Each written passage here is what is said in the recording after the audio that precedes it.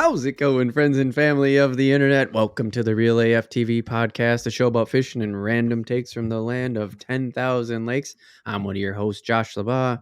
And I am the other host, Tim Wagner. We did it.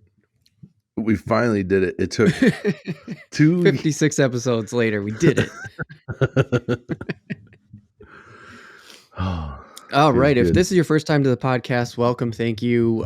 We appreciate that. Please like and subscribe and all that other stuff because we're on YouTube also, but also share with a friend. If you have a friend that listens to Pandora, by the way, we're over there now. Yep. Stitcher, and I think Sirius, but I don't know anybody that has that. People who subscribe to that are usually long distance driving kind of people. So if you have one of those people in your life, ask them if they can find the Real AF TV on Sirius because that would be sweet if they can find the Real AF TV podcast on there. If you rent a car, see, because that's like the only time I've ever listened to Sirius is like I rent a car and it just has it. So if you rent a car and you listen, you're just like, oh, dude, I checked it out. I found it. Yeah. That'd be super dope. Us up. Let us know. Hit us also, up. If you find anything else on Sirius, like if you just want to be like, I found this and I found whatever else, to let us know. Like, does it make sense for us to pay for Sirius? Because I've had it a couple of times, but that was a while ago.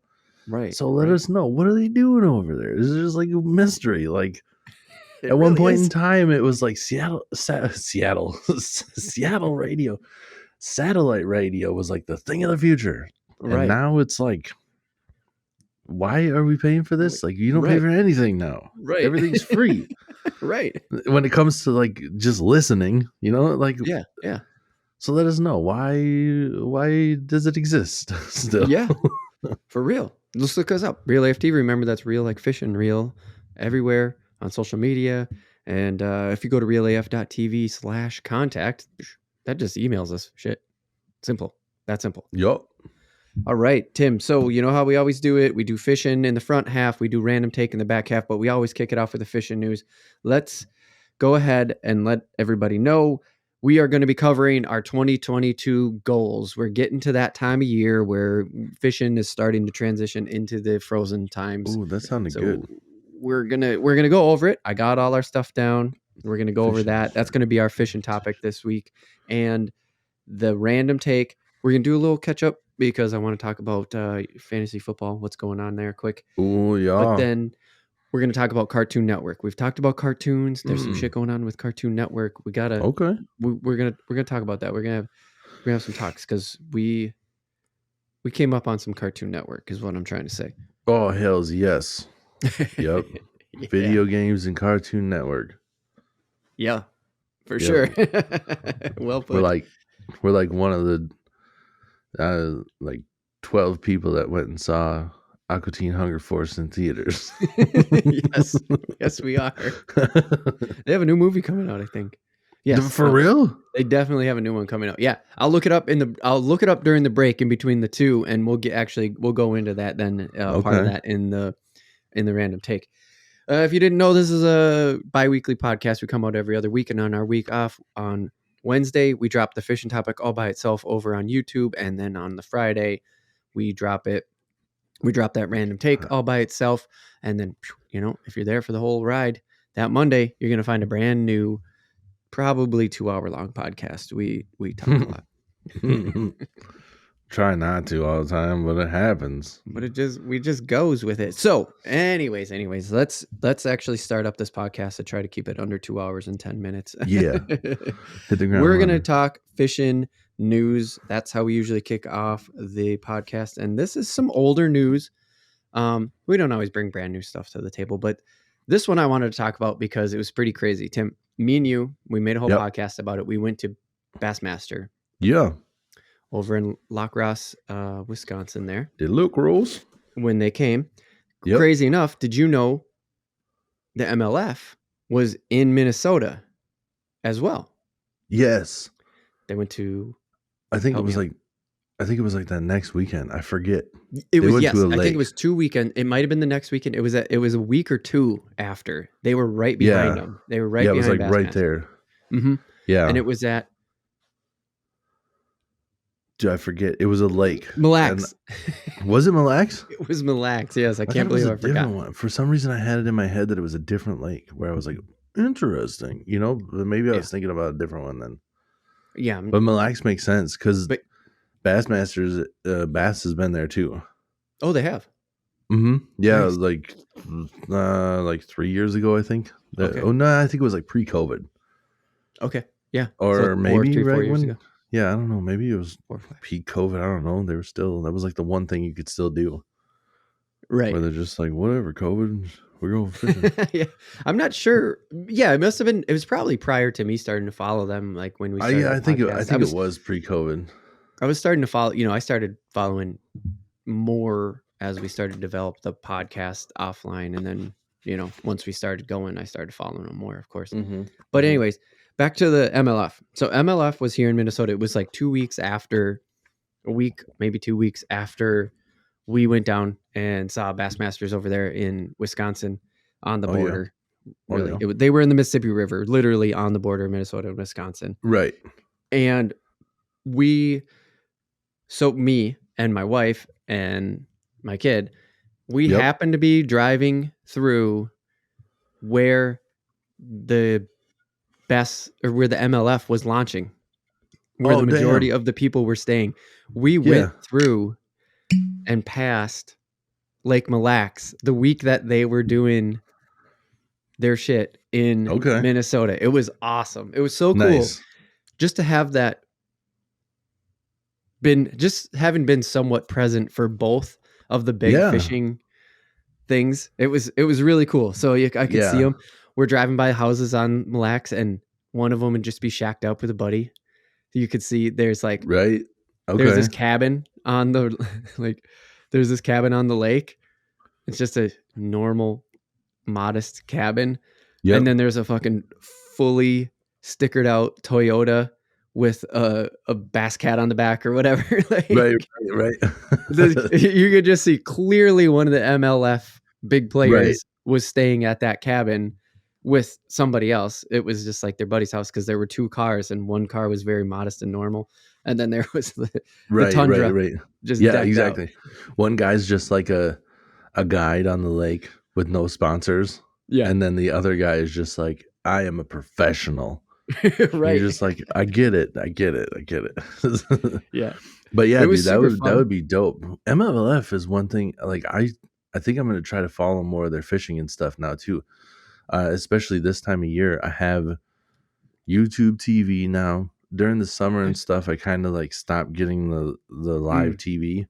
Yeah, YouTube sports, TV has a lot of good sports and stuff. I pay like $10 extra, get that NFL Red Zone. NFL Red Zone's dope. No commercials. They just keep constantly switching to the game that has the action going on. Mm-hmm. So it's like being a fantasy football guy. I remember when that came out.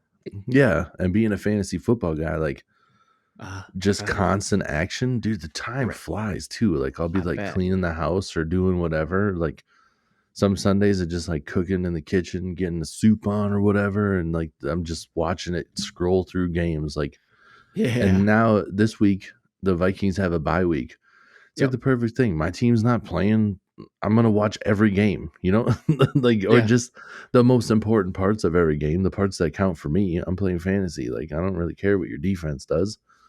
So, right. But that MLF is on one of the channels there, and I watched a little bit, and they were playing with drones and stuff in their footage, and the dudes get to use a net, so they're netting their fish, not leaning down and trying to lip them and stuff, and it's just like, well, this seems like just a whole different ball game. Like I appreciate that it's not just another circuit. They're just like, no, this is different. We have different rules. There's different things we do. Yeah. For sure. Yeah, I got to check that out. Yeah. I try to watch them. I watched a good deal of the Mille Lacs one. Okay. Because it was on. It was actually on during the week because it was kind of like it was the weekend that we were driving through the area. It had just started.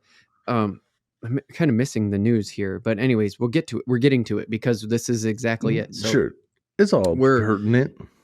Yeah, it is. It really is. And so I actually I kind of podcast it while I'm working.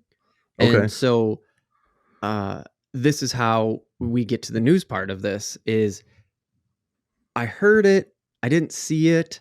They were kind of just talking about it, and I just moved on with my day. I didn't think too much of it, but MLF has a 2 lines in the water rule where you can have 2 lines in the water. Now I have, right, exactly. I see where you're going, like your brain. This is why I wanted to bring this up to you. So let me just read the rule. This is from, I looked it up, right? An MLF angler will be allowed to utilize a second line once per period. And that's what I was talking about. They have periods in MLF. So it's like totally different. Oh. When weird. utilizing a second line, an MLF angler must employ a cast and retrieve method, working both baits very slowly, or working bottom baits very slowly is considered a cast and retrieve method. Dragging a line from a stationary rod is not permitted. If an MLF angler casts a second line more than once per period, the MLF angler will receive an illegal penalty. And that's pretty much where it goes.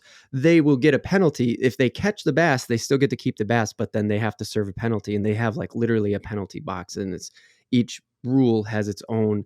This is a 2-minute violation. This is a 5-minute violation. Like they have this sort of stuff.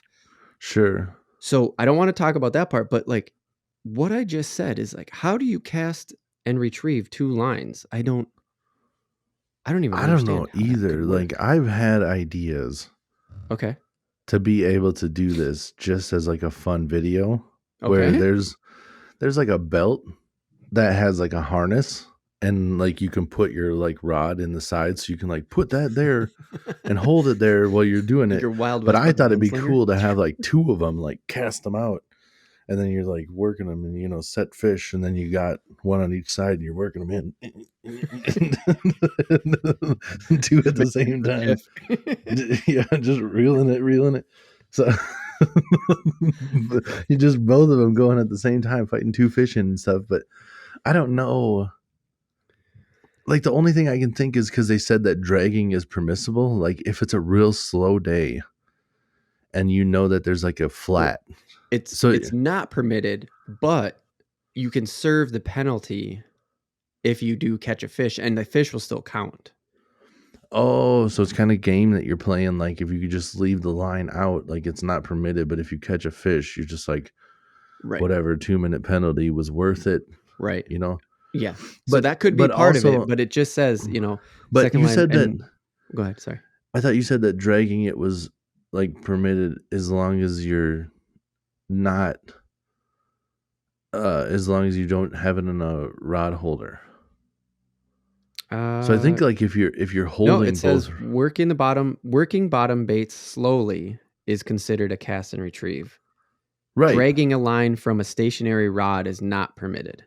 Okay, so if you're working the bottom slowly, say like you have 2 and you're just letting your trolling motor drive your boat and you're just kind of like jigging both slowly because you're moving 2 at the same time or something. And then you just got to hope you don't catch both fish at the same time where you're like, set the hook, set the hook. Oh. Okay. So my thought is like, if that's allowed and it's just a real slow day, and with the technology these days, you know that there's fish on this flat and they're kind of like moving in and out of your sonar. You know, you just see them like roaming these flats. Mm-hmm. A lot of times flats are like big open areas at one depth and there's grass flat or whatever. Yeah. So basically like relatively, you know, not real tall weeds and the fish are just kind of like swimming about those. Okay. So sometimes it makes sense, like in walleye fishing a lot, they'll go into a flat and they'll just drift it. They'll just pull their baits. So I could see like if it's kind of a rough day or if the fish are like particularly spooky, you could like cast out both lines really far and then slowly work them where your lines are super far away from the boat, like as far away as you can get them instead of retrieving, just letting your boat drift along it or whatever. Okay. I don't know for sure. I've never tried to work 2 baits at the same time. And so there might be a reason why you've never done that, because that is illegal in Minnesota. Yeah, that's the other part that I was thinking, like, that's not happening on Mille Lacs. You're right. But like when it's allowed, I don't know. It's not going to happen in a tournament. They're not just going to be like, man, you don't have to follow the rules because No. So that's not. that's the news. That is the actual news. Yeah. People did it. I heard them. I heard them talking about it. I heard people doing it. I didn't see Yeah. it. I didn't catch it. People did it.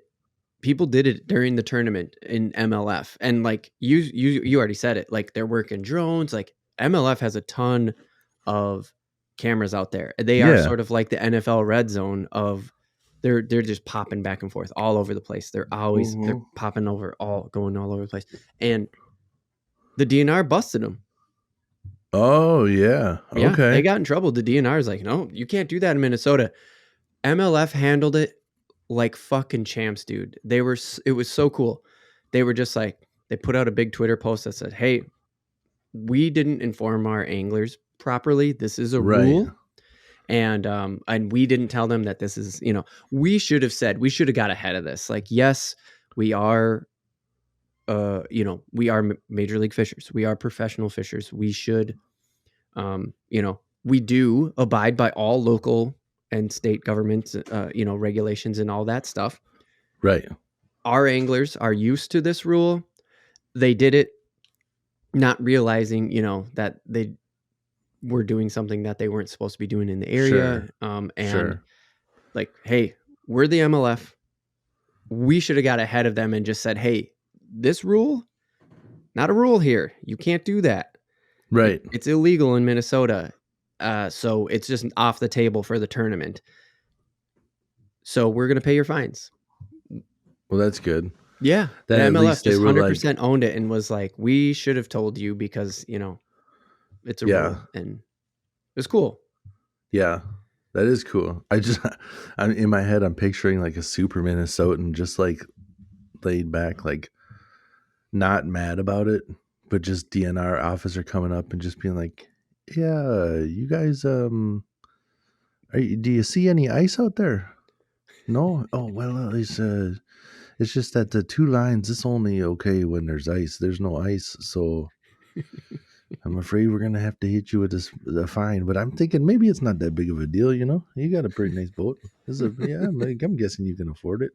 So but it's like what you're doing is illegal. So So sorry. sorry. I mean, it's not like those pieces of shit putting weights in the fish, but this is it's not cool on our lakes here, so it's gonna have to stop or whatever. But yeah, good luck out there. Here's your ticket. Right. So yeah, I just wanted to bring that up as like, yeah, MLF was here. It was cool. They actually violated some DNR stuff, and the league said, "Hey, man, we're owning that one." Yeah.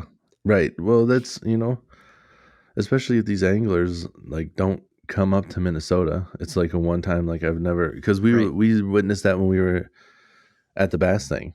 The Yep. people were just like never fished Minnesota or the Wisconsin waters.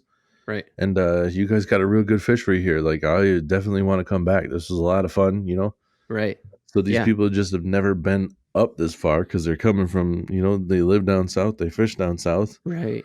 Right. and now they've made it to that pro circuit. The pro circuit doesn't hit all these states every year, so they could have been a Right. pro for a couple of years and never made it to Minnesota or never Right. made it to Wisconsin, so they weren't Yeah. familiar. Yeah. Wisconsin has multiple lines. I've heard that Minnesota is like people are tossing around the idea for multiple lines. Okay. This would be a nice way to kind of like push the argument even more, where they're just like, most of the country, uh, anglers didn't even know this was a thing. Maybe Right. just do it. Right. Right. Exactly. Good point. So Good point. yeah, All right, man. Well, now time to get into our shit, our own shit. Time to air out our shit. I airing out say our that shit. because I'm not afraid Okay. to say it. Okay. I am very disappointed in what I have not achieved. Dude, I had and the goals, I know. very few in there. And I I know. was so confident at the beginning of the year where I was like, dude, I'm going to keep it realistic. I know. I know. So I read the doc, like what you'd put down, like you'd like re-put in for those In the Google Doc. listening. Yeah. For those listening in the Google Doc, we communicate through that, and I'm looking at it and stuff, and I'm seeing all the goals that we had wrote down, like you just reposted in there, so we had like a refresher course, and I'm like, oh damn it, and then I go, no shit, I forgot I said that, like I didn't even try this year. So like there's been underlying issues, there's other things that have happened. I didn't get on the water nearly as much as I wanted to. I could make a bunch of excuses, but bottom line is I didn't do a lot of what I said.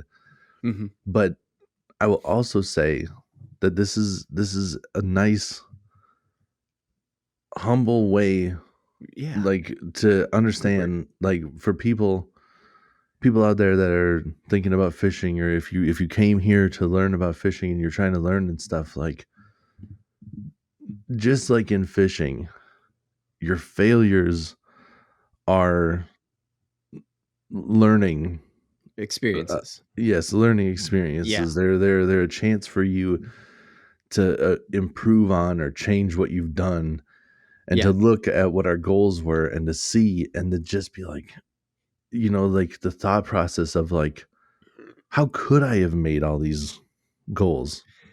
And one of them that I looked at was like, I put the state record dogfish, and I'm just like, well, a good start is maybe trying for them once. I didn't even maybe like that. Even trying. I had the thought. I was like, yes, but then when I finally got a chance to go fishing, I was so hell bent on doing all this other stuff that I completely even forgot I said it. And now I'm just like, damn it, that's right. So yeah, that would be maybe try to. I don't know if I can catch them through the ice, but I did learn stuff. So a lot of dogfish come out of the ice fishing, from what I understand. Well, eel pout are different than dogfish. Oh, really? We talked about the eel pout so much, and I thought that was the same fish. Eel pout are, the dogfish are called bowfin. Oh, bowfin and eel pout are different. Dogfish, eel pout are kind of like, man, softer almost. Like yeah. They're like they don't have like the almost. And dogfish are like an ancient armor-plated beast. Yeah, no, I know what a bowfin is. I just they're gnarly, dude. Their faces like we did a whole look like an episode on this shit, and I what? Where was I? I don't know, man. I'm sure you're just like forgetting it, or just like remembering it wrong. Yeah, I'm mixing up the memory for sure. I'm definitely mixing up the memory.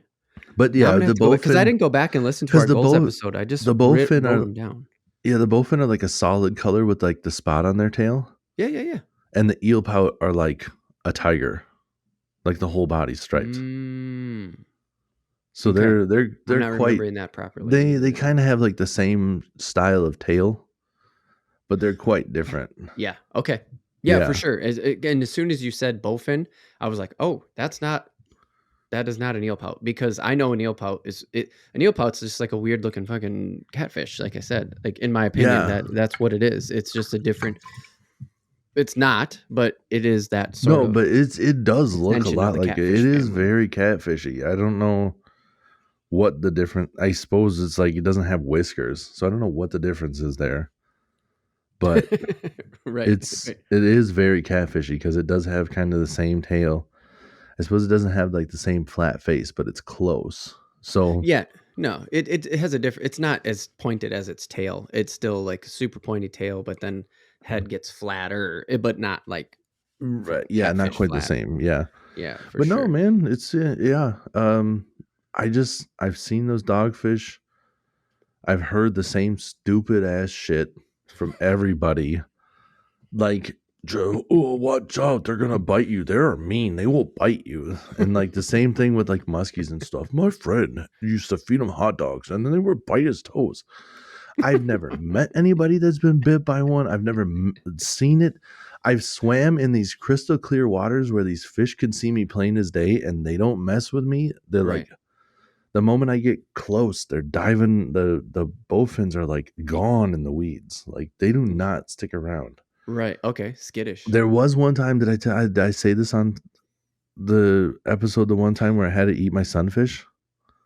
I don't Oh, know. I yeah, that had sounds super familiar. Yeah, I had a Same stringer. thing. I had a sunfish on an old school stringer when I was a kid. I had the like Yep. 3 Yep. the bench seat Lund, and I had like Yeah. one nice sunfish that I put on the stringer where you like put through the gills and then like put the metal loop through Yeah, you the put it thing, through the and mouth, through the gill, and then you yeah, loop it and I on, like, didn't a have it hook tied good or enough, and then all of a sudden the rope. bowfin goes swimming away with that big colorful line hanging out of its mouth. You No son of a kidding. bitch ate my big ass. So it's like, well, they eat fish. That's the ticket Right. right there. I just got Right. to put on like a big sucker minnow with a bobber and Right. fish in like 3 feet of water. So that's why I was like, I seen the biggest ones ever, and the Sure. state record doesn't look that big. So I'm just like, I just got to be patient and do this, and then I never did it. So And that was then my plan. shit. But So we'll anyways, come back to them. I mean, yeah. like we'll revisit these again at the end of Oh, the year. for No, sure. when we do our 2023 goals, we're gonna look at Mm, these, right? And we're gonna say, okay, repurpose this, maybe, maybe not. And yep. I only say that to say I love what you said. We say it on the Real AF TV podcast, and we haven't said it enough lately. Yeah. Is that like learn from your failures, dude? That's Exactly. part of what we're here for. Is you, Yeah. the listener, can listen to us and learn from our failures, right? So then you don't have to go and make those mistakes, or Yeah. you can say like, oh, I almost did that, or whatever the case may be, because that is the way that I've been looking at it too. Tim, is like, I looked at this list and I was like, are you fucking kidding me, dude?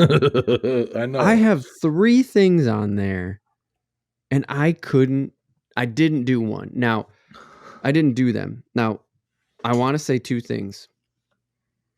Pike is still possible. Oh Catfish yeah. fry, little bit of a stretch. I think we could do it. I The just gotta catfish thing? find. Yeah, that one we can do. We I gotta think go there's catch still them. time for that one. There's possibly time left for the We could catfish for fry. sure do it if we take a shortcut and just go to the grocery store. I should have put down catfish fry catching Right, catfish, right. but it was implied. It was implied in when we actually did the episode. But Oh, here's the for thing: sure. the walleye fishing for eaters using my new gear. Unless I went this weekend, I just don't think that's going to happen. Now, it's not like if we could really make the pike thing happen and the walleye thing happen if it was just like, dude, let's go. I could go now and achieve my goal, and then that totally fucks all yours. But not necessarily. But we'll get to that.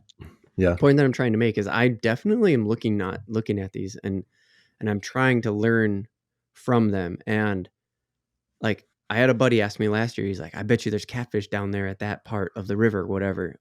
I might see him this weekend. If I do, I'm going to ask him, is there even water there anymore? Because that is actually one thing we're fighting right now. That makes Severe sense. drought, Yeah. extreme It drought. is dry, yep. Haven't had rain for a while, but Yep. that's kind of how it goes. It's nice to have all the leaves dry up and stuff, to not have wet leaves everywhere. I fucking hate wet leaves, dude. Oh, dude, they suck. They're Yeah. the worst. I think But the hunters like them though. Because right yeah. now, if you're like trying to do anything, like the leaves, the dry leaves, or like you try to walk anywhere, it's like Mm-hmm. every step. Right. So that's what I've heard too. Is like the first snowfall is nice for like hunting because it like Yeah. makes everything quieter. It kind of like dampens everything. Yep. So, but I'm not a hunter, but we've talked about that before. Pheasant hunting, that's I'm into now. We will do that for sure. But hell yeah, you're gonna get out and do that. I do for sure. I definitely want to do it again. Like as long as I get people that are cool with me, like I don't know if I'll go do it by myself. Right? Yeah. But if I can go you're with hoping, people, you're looking for a group. Like you're gonna try to gather a group again. Yeah. Or random side note, if anybody listens to this, I'm sure you've heard us reference Sam and stuff. We should hit him up and see if we can go with him. He goes grouse hunting, which is close to the same thing. Yeah. Let's put together a grouse hunting trip, all of us, like because I've never hunted with any of you guys. Right. So let's go. go. Same. Birds. And he said it's like the same as pheasants. Like you just walk and pop them when they go off. Yeah. Whoop, yep. Yeah, it's That's pretty exactly cool. what They're hunting super is. loud. If anybody hasn't been out hunting, that was a very accurate impression. It's exactly what it's Especially if you're over on YouTube watching the video. You can do the motions. Oh, it's there. You Fucking just got him. that's a tutorial right there. Now you learn something. Not actual Oh, hunting advice. little disclaimer. If you go out there trying to do any of that stuff and injure yourself, Real AFTV is not liable. So the walleye thing, Tim, the gear. I said with my new gear, obviously there's time in 2022 still to go and catch walleye, to go catch eater walleye. Yeah. There is. I just can't see myself getting on the water in a way to use my new gear because all my new gear is like deep diving. That's not entirely true. I do have those jigs, I guess, but I didn't buy those for walleyes. But what are those? Shoot, I opened them up on one of the Christmas episodes, but they're they're like this big and they have a treble hook at the end of them. They're kind of spoon shaped. Oh, like the jigging, like the buckshot, I think is what you had. The Buckshots. Northland Thank you. buckshots. Yeah. Yes. So that Those, technically is new gear. yeah. Walleye? That's like a jig and spoon. You could catch a walleye on it, like during the summer and stuff, or like the open water season. I think it's a little bit harder to catch on those, and that's a little bit harder to kind of play around with too. It doesn't really fall good. Like that's more of an ice fishing thing because it's good to kind of like sit there and jiggle it in front of a fish, casting it out and kind of working it back. Right, you can. right. A walleye might bite on that, but it's a little bit. A jig and spoon would work. I guess I've never tried to use that buckshot. I think it's a little bit more streamlined. I think it has a faster fall rate. So I don't know how good it would work. But like a cast master is like a nicer, it like has more of a flutter as it falls. Oh yeah, yeah. So like a cast master is a little bit more like of a flatter profile. Okay. Kind of the same idea, but a little bit flatter profile. Yeah, and that works. Sure. So that's why I'm like, maybe the buckshot would work, but the buckshot is kind of like rounded. So I think it would fall through the water kind of fast. I think it's really designed for ice fishing, but you could probably use it in the open water period. But if the ice gets thick enough before the end of the year, and I consider that new gear, and I go fishing with it for walleye. Oh yeah, get out there. Yeah, that would count, right? Yeah, you got like 5 days before ice fishing season. No, I don't know. Minnesota, it's gonna take longer than that because it's got to get cold and drop everything. It'll take a while, but right. It's definitely. But there's definitely time enough. between like Thanksgiving and New Year's that like you can fish. You can fish the ice in December if it gets good. So I wasn't necessarily counting those as walleye, like my walleye gear, because I have those. I have that deep dive 7-inch that I bought. Oh yep, that Rapala, right? Yes, sir. And I bought. You could use that from shore too if you could use that from shore too if you had a spot that dropped off faster. You know, like so like if I found a drop off, like if you knew that it dropped really off fast, that thing. Yeah, because when you're casting it out, it's not going to dive as deep as when you're trying to troll or anything. It's going to get down there faster, but it's going to take time still. It's going to take a little bit of time to get down there, but you can work deep diving baits not all the way down, especially when it's cold like this, because I'm betting that one's like a floating one. Okay. You can kind of reel that and it'll dive down and then pause. Floats up a little bit, reel it down, pause. Oh, okay. Pause. Rod placement makes a big difference too. Mm-hmm. You hold your rod tip up. It's obviously not going to dive down as far as it goes. You know, your line makes a difference. If you're using monofilament floats, and the diameter is a little bit bigger. If you're using like a thinner braid, that'll probably dive a little bit. Well, not probably, it will dive deeper. If you're using a braid of the same pound test as a monofilament, the braid is going to make your bait dive deeper. Okay. Because the diameter is less. There's less resistance on the water. It might not be much, especially if you're just casting. Yeah.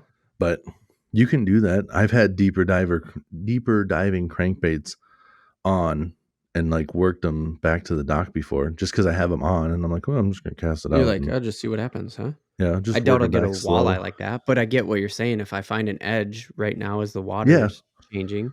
Yeah. And with the weeds start dying off and stuff, the only like if you start having less foliage, then Oh, right. you can It's gonna lighten up right now this you time of won't year as yeah the you sun won't hits hit less and yeah. water gets But if you colder. find a spot where there is weeds, the problem right now is that the weeds are like not strong. So Mhm. in the middle of summer, when they're holding tight, the roots are strong.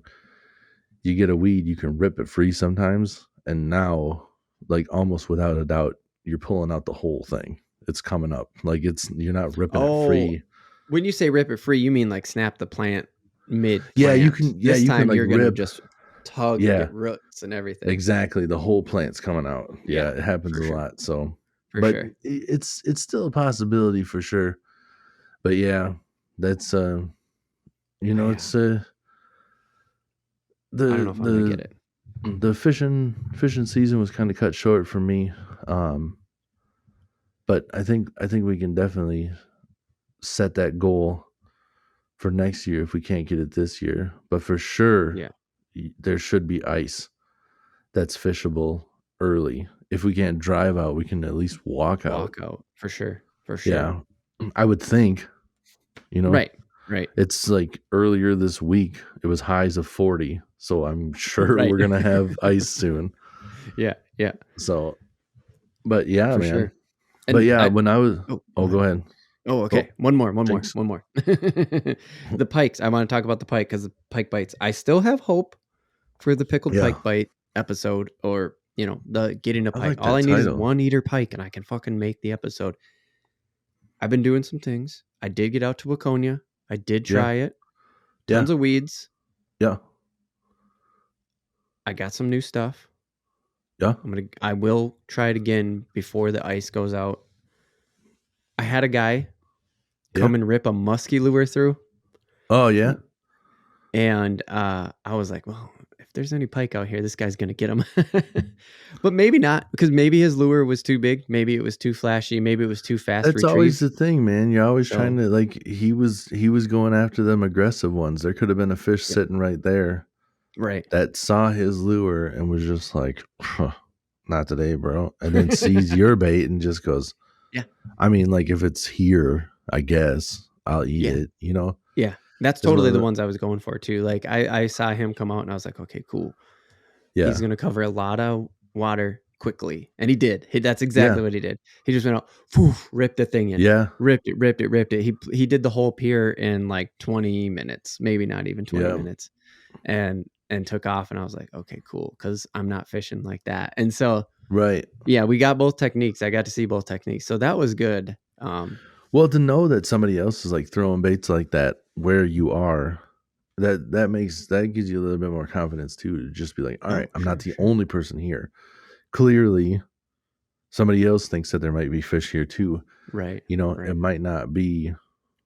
You might both be wrong, but at least Sure. somebody else is on the same page as you. Where Right. that always makes me feel good. Like when I'm in a Yeah. spot of the lake where nobody else is, and there's not a single other boat, or I've never really seen people fish in that spot. Mm-hmm. Sometimes I just go, why is this? And then I catch a fish and I go, I don't know, I guess. And then I just keep going. But sometimes when you don't catch fish, you're just like, oh, looks like other people know something I don't know, But other Right. times you're just like, I don't have any explanation to why nobody else is here. Like it seems to be a great spot. I thought it was a great spot. So far it's turning out to be a great spot. Sure. I don't know why I'm here by myself. Yeah.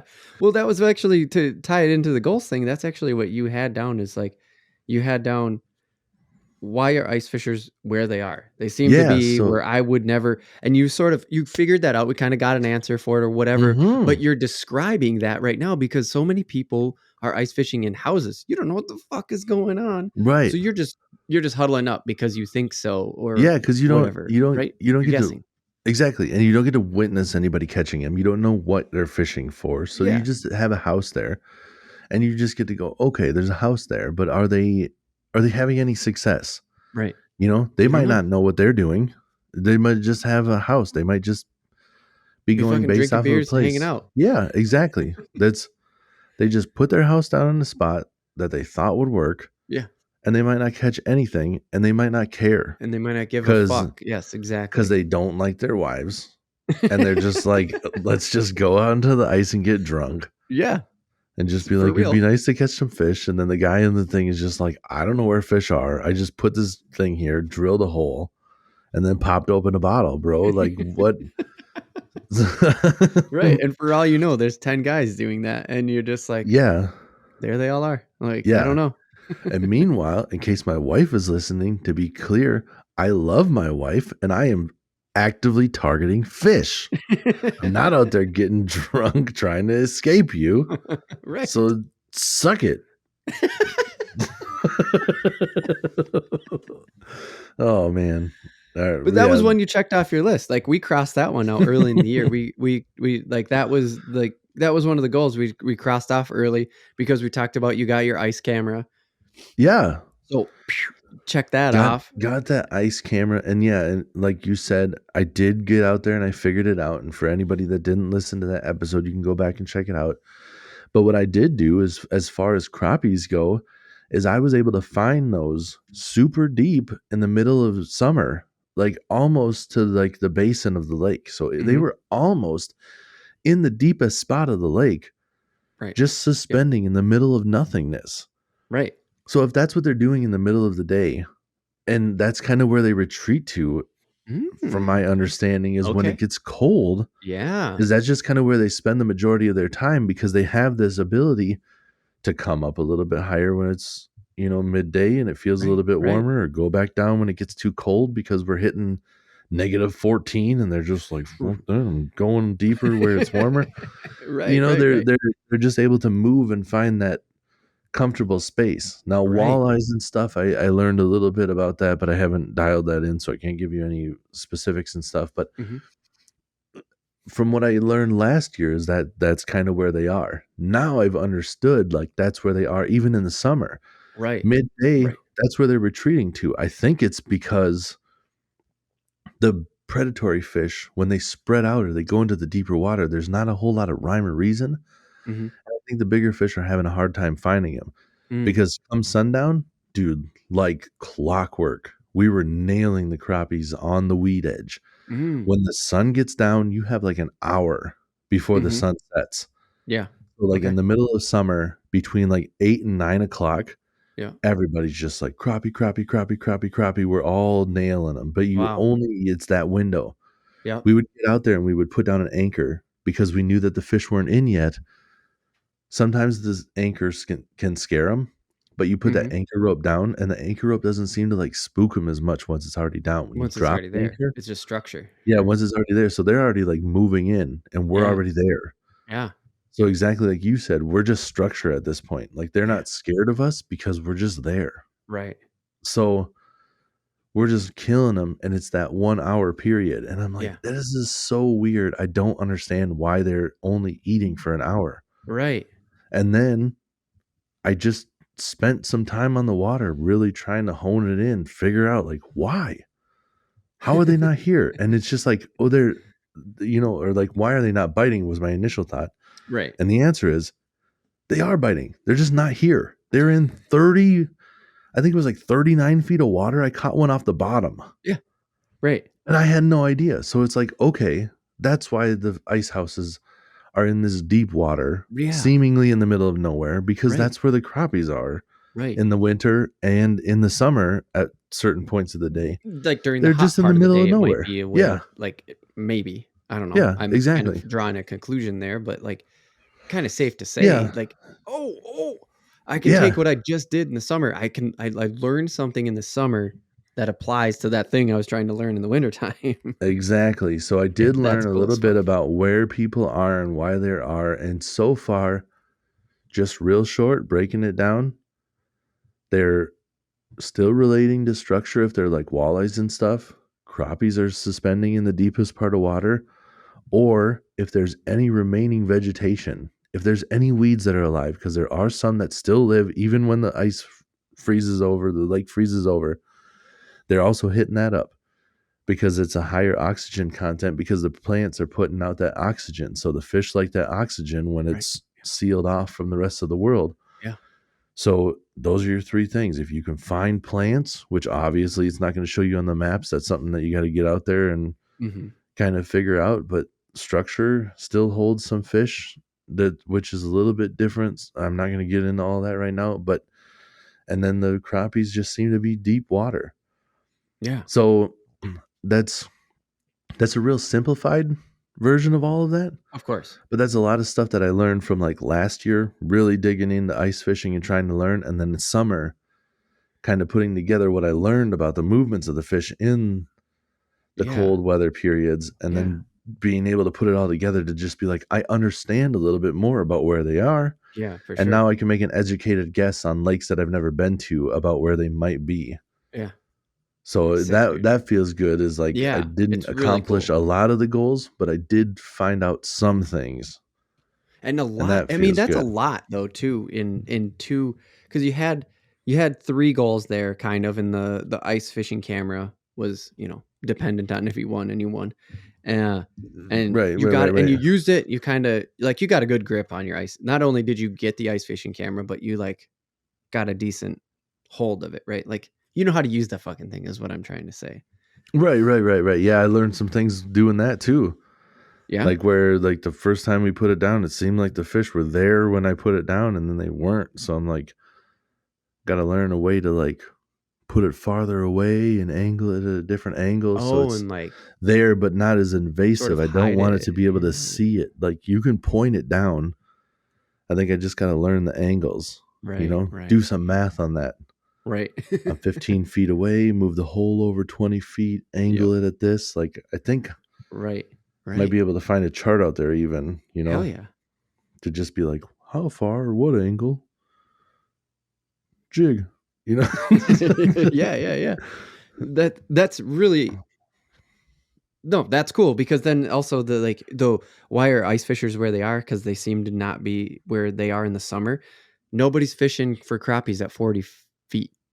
You were just trying to figure things out and you turned it into ice fishing information, right? Yeah. Like that's so fucking cool. It just like these 3 things that you did because it says ice fishing for walleye specifically.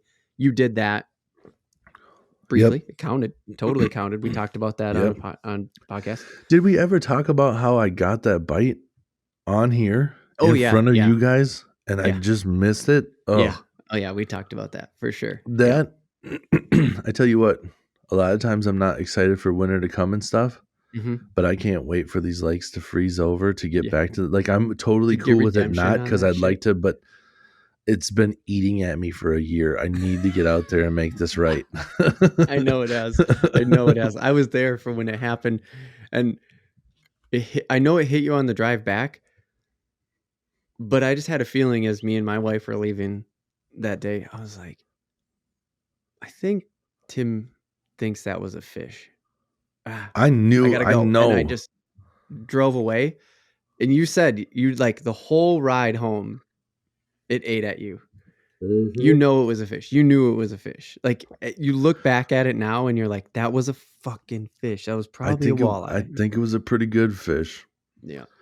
And for some reason, my summer brain was going and it was like, oh, I felt the bite. I'll just wait a second before I set the hook. No, I have a treble hook. Like for sure, I It feel had the one bite. I of the 3 set the hooks in its hook. mouth. You don't wait. And then I hesitated and then I set the hook and then I didn't have the fish there. Right. And then later I'm just like driving home the whole time and I've been doing it ever since. Where I'm It still just like, happens in the middle you of feel August. the You had bite, this you thought. set the Like, hook. It happens midday randomly. I have the ADD thing going on where it's mhm, always constantly things are just like my brain is a million miles a minute right. all the time. Mhm. It is not easy. I'm not trying to make excuses and stuff, but it No, no. happens. And like I'll be doing something and all of a sudden the thought comes across and I just like yell to myself. Like I probably look like an absolutely insane person. And I understand where some of these insane people are coming from if they can't control their thoughts either. Cause I'll be driving and all of a sudden I just go, you feel the bite, you set the hook. And then like if nobody's around, like that sounds absolutely crazy. And it probably is crazy, but that's what I'm doing. I'm just But in your yelling head, out it's happening. in my head.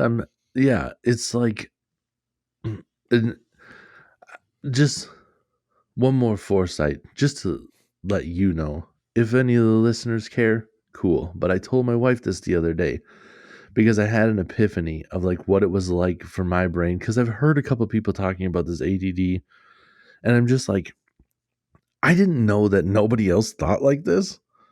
So I'm Right. starting to learn all these things where I'm just like, oh, like, okay, so there is something going on here where I'm just like, no, everybody's like this, but they aren't.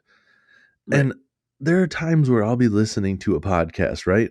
Mm-hmm. And I'm driving. So I'm Mm-hmm. doing the driving, making sure I'm going to my right area because I'm a delivery driver, if anybody didn't know. So I'm doing my deliveries. I'm making sure I got the package going to the next spot. I'm listening to the podcast. Mm-hmm.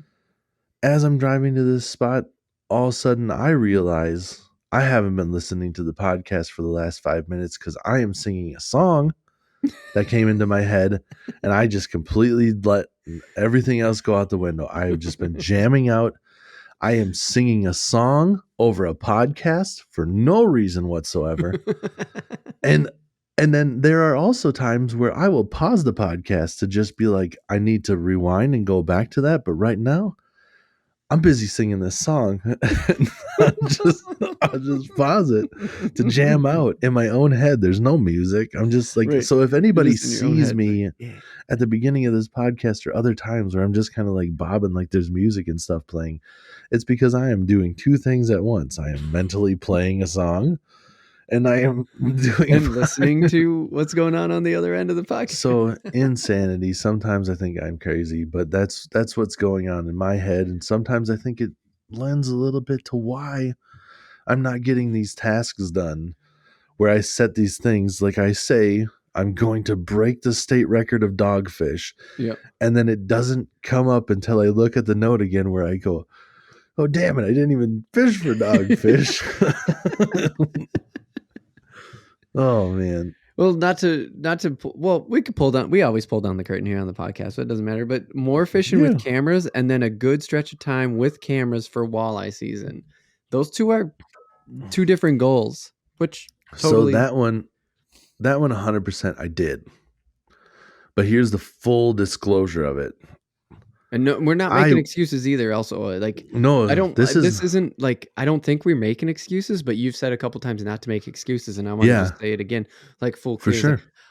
I don't think we're making excuses. I think both of us like to avoid making excuses, and again, Yes.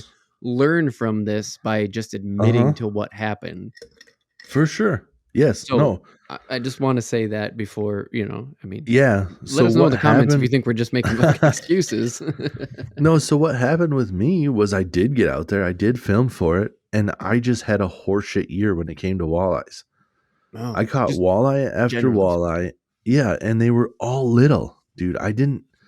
They were all tiny. I'm finding Really? walleyes in super deep water. I caught one in like 30 some feet. That's a new feat. So there were times where I'm out there and I'm learning stuff and I'm catching new stuff. But for the most part, it's like 2.5, 3 hours of footage. And I catch one small walleye and I'm marking stuff and I'm learning about things. Yeah. And then it's just, that's it. I'm just like, this We might isn't be able to do something with that though, because the whole like maybe. learning from your failures and things, or just like trying to teach people, like the real AFTVs. We started real AFTV as like something funny and fun to learn from, right? Yeah. Like that was kind of our goal, Yep. and we might be able to do something with that. But I get where you're going. Like you look at 3 hours of footage and you just go snooze fest. Yeah. And honestly, I'm gonna be 100% honest because I really can't remember what happened. But there were these things that I set out to do, and I had certain lures.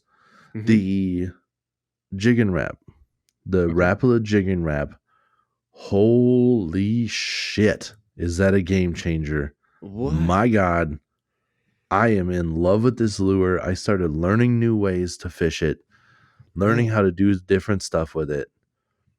I learned some tips out there. VMC makes a hook where it's the treble hook, right? So you got the three hooks Okay. off of the one. Off of the one And shaft then or they whatever. have a resin on the bottom of the treble hook that is attached to a barrel swivel, and that barrel swivel goes to a small willow blade. I don't even know what a willow blade is, but A keep going. willow blade is like a the longer pointy, like if it was an oval, but Okay. it had 2 points on each side, Oh, right? yeah. Okay. So it's, I mean, they kind of name it after the willow leaf, right? So it's kind of like, Oh, yeah, for so sure. a willow blade is like the longer pointy one. An Okay. Indiana blade is like the teardrop shape, where Yep. it's kind of like round on one side, but it comes to a point. Yep. And a Colorado blade is the one that's almost a perfect circle. Okay. So those are your 3 different blades. And the willow blade is one small pointy blade, and that blade rotates as you're jigging this thing. Yep. And the jigging wrap, when you fish it, it darts. Like, so Oh, it's just a pew, pew, pew, yeah. pew. Every time you pull it on a slack line, you're moving it and stuff. Yep. I was casting this thing out, working it back, like just not letting it fall all the way. Working it like I'm walking the dog, almost like a walk the dog bait, you know, where you're making it go back and forth and back and forth. Yeah. Just Like left keep to right. reeling it up as I'm doing it. And I'm basically walking the dog under the water, way down towards the bottom. Oh. I am lighting fish up. It's how I caught that crappie in super deep water. It's how I caught that walleye in super deep water. Everything I'm doing is working with this bait. Nice. I'm Nice. in love with it. And I lost most of them. What? Like, broke them off. They got bit off. I honestly can't remember what the hell happened now. And maybe it's because I've been having fistfuls of bourbon, but I can't think of honestly what I did. But I know that like I broke off a lot of the lines, and I don't You have lost any of those multiple, but hooks. no, like shade to the lure or anything like that. No. Like it The was. lure I was was killing the it. reason why you were losing them probably was because the lure was getting fucking lit up, right? I think I did get bit off a couple of times, and I think maybe some northerns, maybe some bigger fish. I don't know 100% what was happening. I know one of them got stuck on something, dude. I don't know. It was like it caught the bottom of the lake. It was weird. That It doesn't could be happen a lot on the lake petrified that I wood or fish. some shit like that too. That's what I'm thinking. Like I got down there and I caught something that fell to the bottom. I don't know, trolling motor. I have no idea. Something down Did there. you say trolling heavy. motor? I'm just throwing out ideas. I don't know. Something down there I could not budge. And I broke the line. So I lost that. I forgot where I was going with this story. But well, anyways, no, I mean you were talking about walleye fishing, like, and figuring that out with the cameras, So because you caught walleye. Yes, exactly. Yes, that's what I was. This bait helped you actually Yes. catch some walleye, and you had the cameras on you, but it turned into Right. what you feel like is nothing. So, and maybe we should yeah. review it, but I Well, haven't edited some of this footage you've already. So to yeah. get to the more fishing with cameras, Right, so you did more yes. fishing this year with the cameras than you had any other year so far. I Yeah. mean, there's still time, right? And that whole, up to I me want to to just edit go it. back real quick. That whole point that I was making with that, because I forgot where I was going, Okay, yeah. was that I was really focusing on the weed edges most of the time in the past, and it was working. Sure. This year it wasn't. I wasn't catching any walleyes and stuff. So I branched out and I tried to go into deeper water, and I was catching some fish. But for whatever reason, it was like every time I went out there, I was like losing my lures. And then I'm like, well, my game plan's completely out the window, because what was working is not an option anymore. Right. I don't know what to do, because I tried jigging deep and jigging wasn't working. Like a regular jig in a minnow or a jig in a soft plastic, and ripping it fast too. That's another tactic to get people, like having like a 3/8 ounce and just whop, whop, whop, like really ripping it hard. Okay. Because in the summer, and you let it fall back down, like you just rip it off the bottom and then let it fall, and then rip it and let it fall. Okay. Really ripping it fast though, ripping it hard. Like it's almost sounds annoying because it's like whoosh, whoosh, whoosh, like making noises, and it worked, man. But I'm only catching babies, so the fishery that I'm trying on, I think we might just be having a down year of sizes and stuff. Sure. because I tried. That's what really led me into the deeper water, is trying to get out there, because I'm like, Yeah. that was one of my goals. I'm Right. not having luck. I want to accomplish this. Let's try to figure it out. And I just wasn't putting it together where I was catching decent fish. I was catching Sure. fish, but when I don't catch big ones, I feel like I didn't really figure anything out, because babies are stupid. Like, so I'm Yeah, like, for sure, for I sure. don't know. That baby could have just been not knowing what it was doing. But Yeah. I caught a lot of them, so I was like, well, maybe I have something here, and we're just to a size where there's just nothing left. I don't know. I get it. I get it. And let me ask a question about these walleye and this specific goal. Be Yeah. ready for a good stretch of time with cameras for walleye. So you're ready. You got the Yep. cameras. They're ready. They've already been on the water. Yep. Good stretch of time. You define that however you will right now. But my question is it's October. Yeah. Is that still to you walleye season? Is doing this on the ice Hell an option? yes, Like if dude. you did this still on the ice during walleye season this year, would you count that to check Hell that yeah. goal off? Because I would. Not Heck yeah. only is it something that I could check off in ice fish season, but I think it's something that I could still get done in the cold. As long as Yeah. we don't drop too fast to where I'm having to deal with ice. Like if we could have a stretch of 50s or whatever, Oh, you mean still getting out on the open ice? I will Open bundle water. up and I will go fishing the open water as long That's as I another get goal a you have on here chance. is more fishing on the water in the fall. Don't capsize. I have never fished in October, Mm. and we're getting close to it being November. So I'm Right, ready. I'm still ready to get out there. Yeah, dude. Yeah. It just has to work out with the schedules and stuff. Yeah, it's so hard. It's And just it gets harder hard, when it's man. cold too, because the amount of prep that goes into it is that much longer. Exactly. And that's another thing. Again, if anybody is a new listener and you're not familiar, I don't have like a legitimate boat. If I had a legitimate boat, like a boat, I have no excuses where everything's like set up and ready to go, and it's just like go launch it and go, because everything's in there.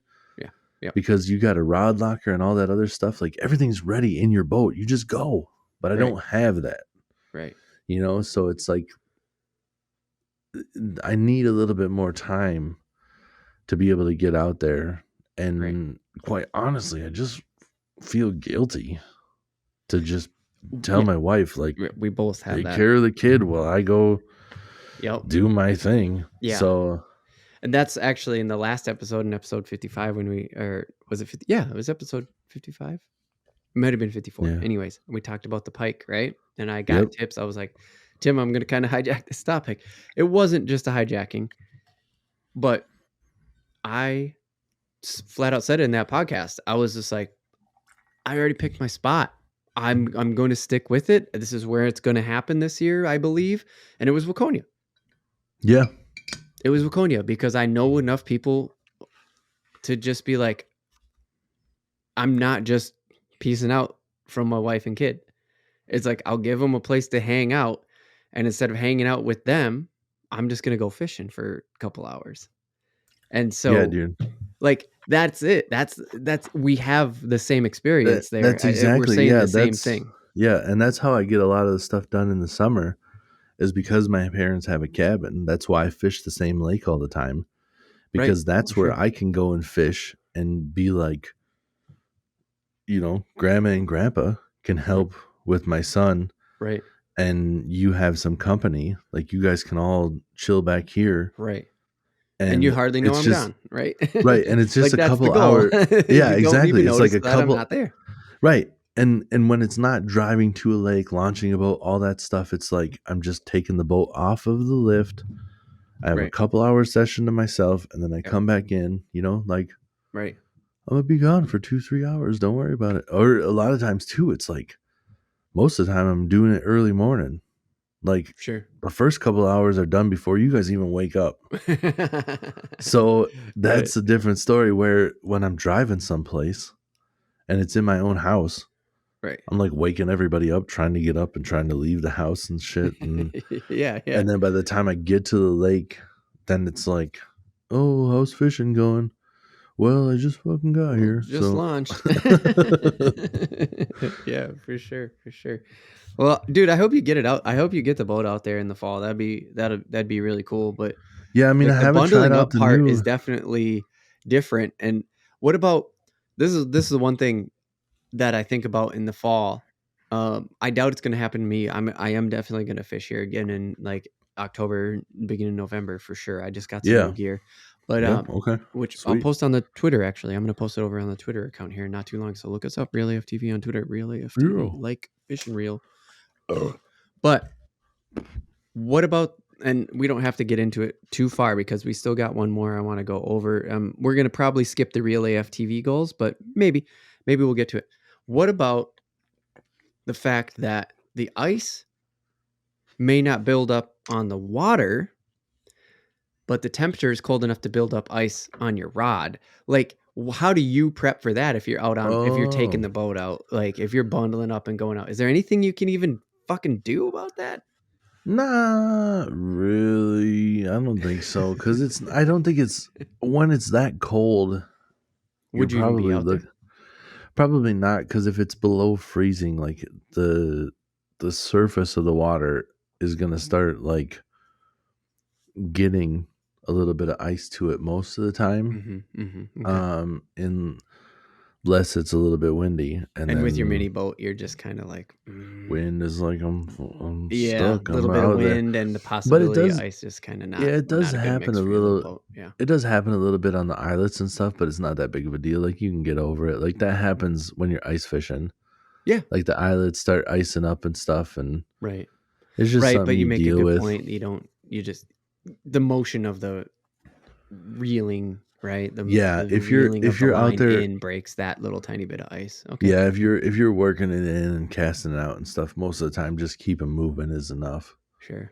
Sure. to not worry about it. Obviously, I haven't been fishing this late, but I have been fishing in the ice, and even ice Right. fishing, like it's not that big of a deal. It's Yeah. more like worrying about the whole icing over if there's not Right. And if enough you're getting out movement. here in the fall, in this late fall part, it shouldn't be enough to worry about. Sure. Nah, Yeah. I wouldn't know All because right. I don't think I'm going out there if it's like below freezing. Right. I'm Right. talking Right. I'm Right. talking like 40s. You know, Right. 40. maybe Yep. if it starts like 38 that in in the the morning morning, but like you got some sunshine, like just the sunshine is enough is enough. Yeah. to Yeah. For heat it sure. up to not have everything freezing. Like just Right. even the sunshine hitting your rod tip is Right. enough Yep. to not let it ice up. Yep. For sure. So the last one on your list that I definitely have to throw out there because you were super confident this would work. The Kyogre lure, the Oh Pokemon yeah, lure, dude. The yeah. Pokemon lure. We did a whole unboxing and shit over on the YouTube channel. You should go check it out. It's a really dope video. I loved it, and I like. I brought it up because during that you're like, this will catch a fish for sure. And then Mm-hmm. I brought it up during the goals. Like again, I didn't go back and listen, but this is my memory of going, yeah, dude, you're gonna catch something with that. And you were like, yeah, dude, I can make that thing work for sure. So tell me now that we're this late, what do you think? I ain't even use it. Another thing where like I bought new line for the musky rod and I never even got new line put on the reel. Ah, shit. It was just a super short season, man. Like things got cut short. Yep. My mom had some pretty major surgery, Yep. and we just didn't get up to the cabin until like later in the year, and Yep. having the little boat and stuff. And Mhm. again, that whole feeling guilty of like just being like, well, you guys have fun. I'm gonna go, on the lake without you. Is Right. like, it's just kind of rough. Yeah. It's So hard to get over. yeah, it's just one of those things where like I'm really trying to figure it out. Been playing the Powerball. Figure that figure if that hits, then hey, I can get a boom. nanny and I can go fishing. Solution right there. You make enough money. That's one thing I Take off promise days with everybody. no PTO Yeah. needed. That Fucking is sweet. one thing I promise everybody. If I hit the lottery, this is not gonna stop. This is just gonna be like It's gonna I get have better. to not have better. like this can be my full-time job now. Like, yeah, for real. It can. Yes, this will only get better if I hit the lottery. So for help me sure, out. Go over yes. to realaf.tv/Patreon and help fund the. Yeah. Yeah. Oh, Give us a couple bucks so I can put more, get a couple more lotto tickets. I'm not out there crazy. I'm just like, you know, yeah. Drop a couple bucks every couple weeks. I get it. tickets, everything. Just Yeah. being like, well, I don't know, whatever. Right. No, I get it. But that's it, man. I figured that I wanted to figure out about the Kyuger Luger. I wanted to end on that to be like, I think I just called it a Luger, by the way, which is definitely not something you The fish. Kyuger That would be Luger. illegal. But I wanted to bring it up because I think it's too late now. I mean, I'm not saying you couldn't go like tie it on and throw it out, like tomorrow or something. But dude, it's again, not too late yet because the winter months, or not the winter months, but the colder fall months are known for having like phenomenal walleye and muskie fishing. No, So it's not like that over guy yet. on the pier, I guess. Huh? And a slower walking bait, Yeah, it might be a possibility still. Let's not write it off then. Don't write it off yet. Don't say never. Don't say never. You know the old saying, don't say never. Just say never. And they also say don't say hate, because hate's not a thing you should say, because don't say never hate. Wait, no, maybe you should say never hate. Damn it. Damn, I'm stumbling all over my words now. That's the two things they said I shouldn't say, but when I put them together, it sounds pretty good, don't it? Never hate. That sounds okay. Shit. My whole life just got turned upside down. Yeah. Fuck yeah, dude. Perfect note to head into the random take where we are going to talk. Well, we're going to catch up quick about fantasy football. It won't take over because then we're going to talk about Cartoon Network. We've talked about cartoons here quite a bit. We talk about video games and cartoons, like Tim said at the beginning. Is like they're two kind of reoccurring topics. Some big stuff happening with the Cartoon Network specifically lately. I don't even know if Tim knows. I'm gonna look up that new Aqua Teen movie here in between. But that is going to be the random take. That's going to do it for the fishing. And don't you doubt us. We're going to do this again at the beginning of the year. That's for sure. Revisit. Until then. Dude, a vision. Oh, can I put a new goal on right now and say a vision board? Because honestly, if I saw dogfish on there every time I went to the cabin, I'd be like, oh yeah, a fishing vision board. Oh, vision. Yeah, I'm putting it on right now. Vision board.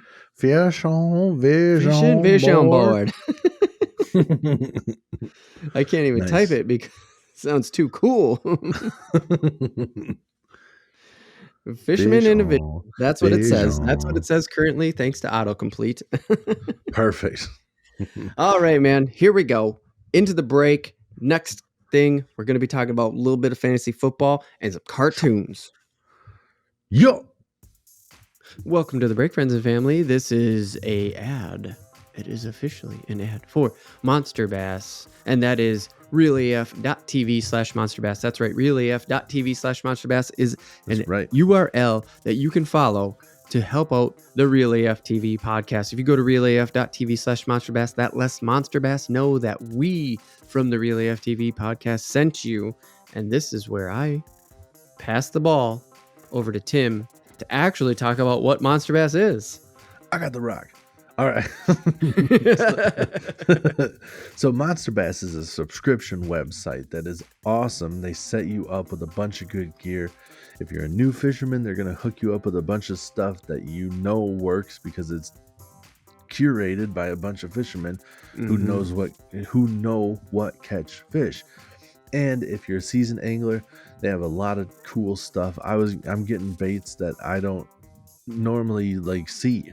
There's baits from different companies and stuff, and some of them are super cool. But just so you give a little visual here and give you an understanding of what things look like, this is what you're getting. You order a box, it comes with a bag, but the bag is dope. Has like a little, says contents right here. You can write on it, zipper bag, nice clear bag, so you can put all your stuff in there and get it all situated. And some of the baits, like it comes with the terminal tackle too. So like if you are a new fisherman and you're trying to get things set up, don't worry, they're gonna hook you up. So in a bag, like here's a couple of different things. KVD perfect plastic. These are worms that are set up that will work for like a drop shot or just a regular, you know, you can put it on a Texas rig, you can just fish it weightless. Some more worms from X Zone. Like if you're wondering, oh, are they all brands I've never heard of? No, X Zone, Strike King, super popular. Well, KVD. I mean, come on. Yeah, right. KVD. Got if you're into fishing, you know that. Exactly. Got mustad worm hooks. So they're setting you up with the worm hooks. Monster Bass has some of their own stuff. So these are wide gap worm hooks that work with those. Nice. They're setting you up with like creature baits. These are like a jig trailer, or you can Texas rig these as well. And they set you up with a jig. There's a Monster Bass jig for you that you can put that on. Nice. Or you can put it on like these are... it just says terminal tackle. I don't even know what they would call these ones, but it's like it's a tungsten like Ned jig head, but it has like a wide gap hook on it. So these are a little bit unique, but you could fish this with that creature bait. You could fish this with these worms. You could fish pretty much everything you want. Yeah, nice. Setting you up with top water. There's a buzz bait. They got the bass popper. So we're covering all the different things. This is one of Monster Bass's own baits. Nice. Cool colors and stuff. Yeah. Rick Clun, spinnerbait. Rick Clun is a famous fisherman. They hook you up with stickers. And then when I was talking about, you know, like baits that seasoned fishermen, I don't have any stick baits like this that walk the dog. This thing sits like this in the water, and when you fish it, explain it goes that for the audio listener. It goes vertical from the tail. It sits like vertical, almost like up and down. And when you start working it, it does the walk the dog type action, but it doesn't glide as far. It doesn't move as far, so it kind of stays put and stuff. Nice. So yeah, man, they're covering all zones, and that's just one bag. Like that's the contents of what you would get in one bag. And all that stuff is going to cost you way more if you buy it individually at a store. So it's a great deal. Plus, they're setting you up with cool stuff. If you're a new fisherman, seasoned fisherman, get you some Monster Bass. They're going to hook you up right. Yeah, for sure. That's realaf.tv/monsterbass. They'll get you over to the Monster Bass website, but it'll let you know that we sent you from the Real AF TV podcast, and that'll get a little kickback for us. Help us out by going to realaf.tv/monsterbass. And, of course, don't forget about patreon.com. Patreon.com/RealAFTV. Remember, Real Like Fish and Real, where we are set up to have you come over and join the community that is the Real AF TV community, sort of a fisher community, you know, this combo community that we're trying. We think we have a unique perspective on fishing, from me being a geeky person, Tim being the fisherman, but also Tim being into video games, me being into video games. Like, you don't see a lot of that sort of generational representation in fishing, I think. Is that a weird way to put it, Tim? No, I like it. Okay. And diversity. Yeah. We are diverse, generational, gapping fisher geeks. Hopefully that's what we're building. And if you go over to Real AF TV, realaf.tv, you will see the link to the Patreon page. That'll bring you over there. That's the best way to support the Real AF TV podcast directly, and also the Real AF TV YouTube channel, of course, directly. We're trying to do more videos. We're doing a lot more videos. We got some videos content in the tank, and there's also the ability to get exclusive Patreon created content. If you go over to patreon.com/realaftv, you will see the different tiers that you can become a patron of. Yes. And, you know, we will start creating exclusive content, we'll say. That's right. Yep. So there it is. The best way to support the podcast directly is realaf.tv. Find the Patreon link right there on the homepage. Click on that. Give us a couple bucks a month. Hey, Subscribe for 1 month. Hang out for a Yep. minute. Check out what we already got on there and take off. That'd be cool too. But don't forget, we're going to keep keeping the podcast free. So don't worry about it. Keeping the podcast free, the YouTube. If you could like and subscribe on any of those, that would also help us a great deal. But the Patreon is definitely the best way to go about it. That's right. Welcome back to the Real AFTV podcast. This is the Random Take. And if you didn't know, this is the show about fishing and random takes over the land of 10,000 lakes. We are in the Random Take. And we are going to talk about, we're going to do quick fantasy football thing, quick, because I got questions. And then we're going to talk about Cartoon Network. We've talked about cartoons before. We're going to talk about the Cartoon Network. There's some shit going on. But first, I'm stepping in here to throw this out and to say that we are going to be doing a special of the Halloween kind. I forgot because to Halloween say is coming up. Thank you. I'm a Halloweener, and I like Me too, man. Carving pumpkins and all this fun jazz. I ordered myself a new Halloween pumpkin carving, like little to keep all my tools and stuff. Dude, I had like stuff already, but I'm like, I just need a place because I've been like carrying it around in like an old Navy bag that my wife had for like 12 years now. I'm like, I just need a nice place to keep my things. Yeah, so I got myself maybe like a bring nice that to the bag. Maybe bring that for the Halloween special because like I'm super curious about that. Anyways, I'll show you some of the clay carving tools because I'm serial and I haven't been hitting these pumpkins since my kid was born. But this year I'm going hard, bro. I'm doing at least 2 pumpkins. Yeah, dude. So on Halloween, because we're every other Monday podcast. Me and Tim already talked about it. This one's coming out this week, and then next week, like literally 1 week from now, is Halloween. And I was like, shit, it's technically our off week, dude. Should we do our Halloween special then? Because and anyways, long story short, we're doing Halloween special, dropping on Halloween. Fuck yeah, Tim. Halloween thank you for bringing that dropping up. on Halloween. I know that this is going to be airing before Halloween, so I'm representing with my Jason shirt on. This is from the video game. I probably said this here before, but this is Jason from the Friday the 13th video game. It says, you and your friends are all dead. Game over.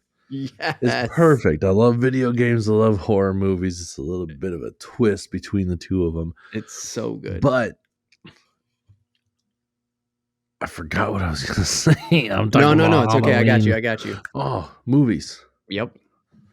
I was going to say, before Halloween is a good time to be watching movies and stuff. So you can come and listen to it. He's talking a little bit about it. Mm-hmm. But if you're trying to hit up some Halloween movies right now, Hellraiser. I have mentioned Hellraiser on here before. Hellraiser is the movie with Pinhead. Yeah. The whole BDSM looking dude. And I was like, it is confusing. I don't know what's going on. You know what's not confusing? The remake that just came out in 2022. I watched it and I am in, bro. What? It is good. I like it. Then what's it give called? It a chance. Hellraiser.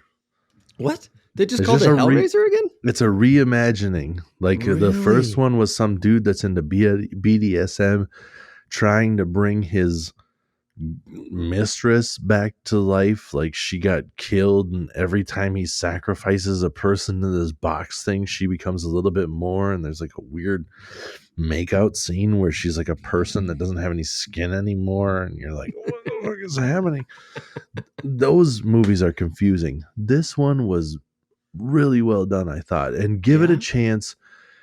Because as I'm watching it at the beginning, I'm kind of skeptical, and I'm like, I don't know. Get too far into it. Let's save this one for the Halloween special. I'm just saying, like, just this real quick, just to be like, I was a bit skeptical, just being like, okay, this is a different little bit of a story difference because this one, even if you read the description says it is a woman struggling with addiction, and then she comes across this.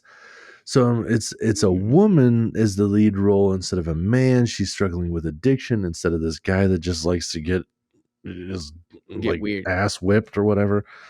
But it's some weird shit in the first one, but this one is really well done. And I thought the beginning of it was a little bit slow, where I'm like kind of waiting Like, I don't know. Like, I don't know about this one. Okay. Okay. Like halfway through, I'm like, it's getting better. And as it's going on, I'm like, I'm following along. I know what's happening here. Like, this is so much better than the first one. It's everything that Really? the original did, but like I know what's happening. But I'm like not you sitting can here follow going it. like, what is happening right now? Well, hell yeah, So dude. We'll have to dive I'm into a that. What is it on? yeah. Like, where did you watch it? I think it's on Hulu. That's exactly what I was gonna say, actually. Yeah, I think this So people out there listening, check in on that one then before was yeah, Halloween. and I was very impressed. Like IMDb and like it's certified fresh on Rotten Tomatoes. Like Okay. it's one of Okay. those where it's only like 60%, but it was like 60% of critics liked it and 60% of users liked it. So it's like the majority of people that watched it liked it. And I don't know, the Right. other 40% don't watch horror movies. I'm not Right. Well, sure. that's what I was gonna say is like I probably won't watch it, but I definitely took that Yeah. note down. We're definitely gonna talk about it no matter what. Like in the Halloween Yeah. special, we'll talk about And it. I So got more suggestions, a little bit of a teaser. Come and check that other one out because I got some old school shit that I was watching that is just bonkers. Some stuff that I've been hearing about that's just like, okay. these ones are Yes. the kind that are so bad it's good. And I'm watching it going like, they weren't wrong. Yes. Oh, that's so good. So yes, please come back next week on October 31st, the day of Halloween. We are going to launch a Halloween special. We're going to talk Yeah. about that shit for sure. But until Oh then, shit. Yeah. Tim. I'm sure I'll watch more between now and then. I'll have some more stuff to bring to Yes. the table. Yes. The a slasher transition guillotine league. I would need an update. I need an update. I can't handle it anymore. I am still in, not chopped. What Yeah. up? Fuck yeah, Yeah, dude. things are going well.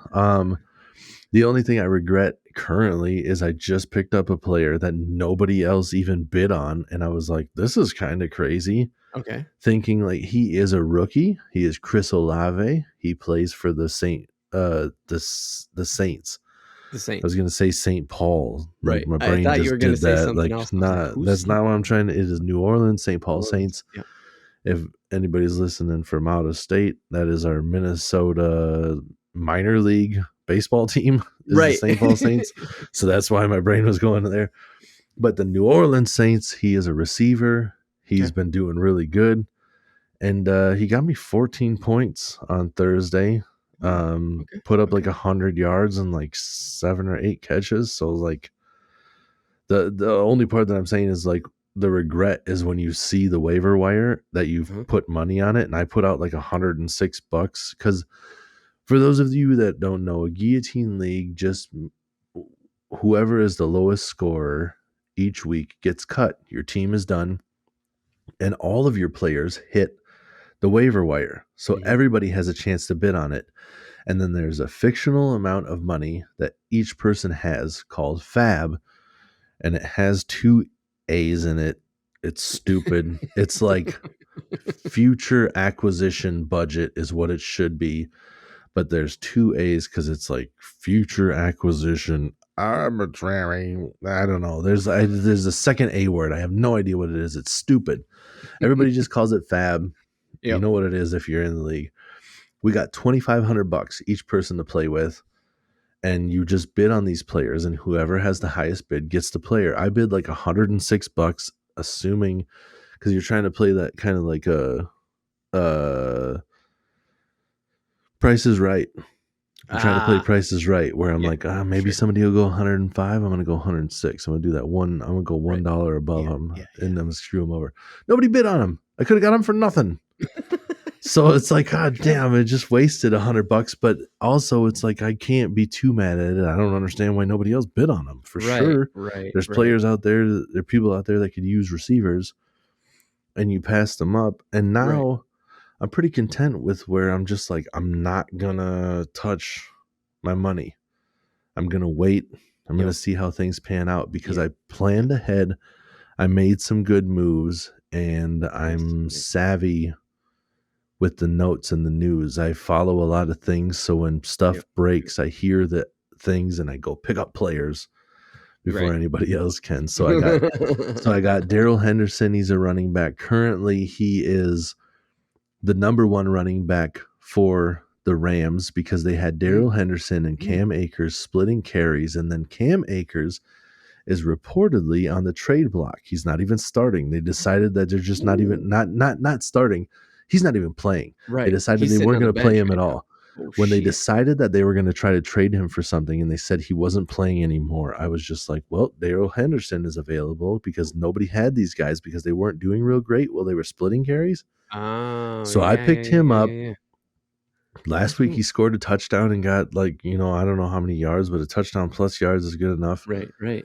I had Rashad Penny, who is notorious for getting hurt, and his backup is a rookie running back that is supposed to be really good, but it's like he just needs his opportunity. So sure. somebody had him, got cut from the league. The rookie, somebody had him, got cut from the league. Nobody picked him up. And I was like, well, I think I'll just handcuff. And handcuff basically means that you're picking up the backup in case anything happens to the starter. Yep. Rashad Penny broke his ankle. He's out for the season. Oh, shit. I got the backup not like playing 100%. The rookie out there is coming in looking like gold. He is doing an awesome job. Yeah, dude. And I paid nothing for him. Right.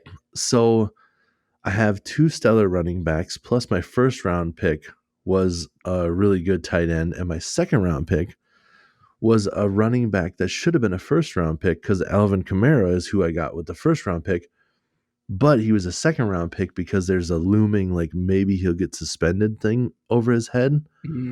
But as far as the legality goes of the courts and everything, really looks like none of that shit's going to happen until next year. Right. So it's like, yeah, I'm because willing he'll be to able play to this drag it game out until he'll be able to like play it out in court and delay the court date and appeal and everything like that, and he'll be able to play his season before any of it gets to like actual judge throwing down the hammer.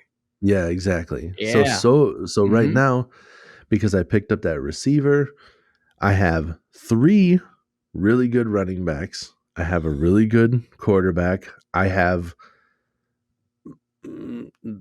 I think the number 2 tight end, Travis Kelce, I think is better than him. So it's Travis Kelce and Mark Andrews. I have the number 2 tight end in the league. And I have the Denver Broncos defense, which has been stellar. I'm the only reason that my team, like, not trying to like brag it up because I'm superstitious as far as that stuff goes. I'm not trying to be like I have a stellar team. No. But for right now, I am super like, well, if I ended up having a bad week and I got chopped, I'm not going to feel bad that I didn't spend any more of my fab to get better players because I'm content with being like, I should have a good enough team to not be the lowest scorer. Right. Because you're the name of the game is to not be the top scorer. Right. It's to just make sure you're not the last place. Right. So and everything you've been doing right now, like you said, you're saving cash and just getting a team that you're proud of, that you're happy with, right? Like you're just like, this team cannot get last place in your head, right? Like that's what I'm feeling right now. Like on paper, like it's possible that they could all have bad weeks and I could get last place. Anybody could. But on paper, my team should be good enough that I'm just like content. Like if it happens, I go, damn it. It's just like the dice, like I got a bad roll of the dice. Everybody, I got like a bunch of numbers that didn't match up. It wasn't a run. It wasn't nothing. I got nothing. I can't use this for Yahtzee at all. There's nothing. I guess I'd take a chance. I'll scratch my Yahtzee. Damn it. Yep. Scratch the Yahtzee. That's what's going on right now. I have that team and I'm just like, I'm content. I'm going to wait and just try to hold my money. And I think I learned my lesson with this Chris Olave too, where it's like, I think he could really be a big part of my offense. But I just spent $100 that I didn't need to. Just wait until everybody claims their people, and maybe there's somebody that didn't claim. I also have Jalen Waddle on my bench, who's a really good receiver, and that was another one where it was like nobody picked him up from the week before, and he has these big games when Tua Tagovailoa is playing. What Nice. a name that is, huh? No Straight out kidding. of Yeah, you nailed it, though, Hawaii. as far as I Yeah. know. It was pretty close. That last name came out a little bit wrong, probably because of that fistful of bourbon. But but yeah, he was really good when he was in, and then that was the guy, if you saw like the news going around, that got concussed like crazy. Like had a concussion. They were like, "Oh, he's good to play," and then the next week got like knocked out. Yeah. And like to the point where he's like on the ground throwing up gang signs. Like, Yep. so, Yeah, that's so- the best way to put it. Throwing up gang signs on the ground. Yep. yeah. So Mhm. yeah, he got knocked out hard, and he's been Right. out for a couple of weeks. Real But I bad. think when he comes back, maybe he should be good. But that Jalen Waddle's just on my bench anyways. It's just waiting to see if everything gets back to normal. He's just one of those like bye-week replacements if I need him. Right on. So that the Guillotine League was going good, and I'm not going to get into the whole spiel or like the other thing. Like I won 2 years in a row in my Dynasty League. The league blew up. We redrafted. Yeah. The other years it was like an auction league where you could really go out and get the players that you wanted. And this year it was kind of like it was a snake draft, a slow snake draft. It took a while to do. Yeah. It was like everybody had 8 hours a pick. So I think it was like 2 or 3 weeks it took us to do the draft. But Yeah.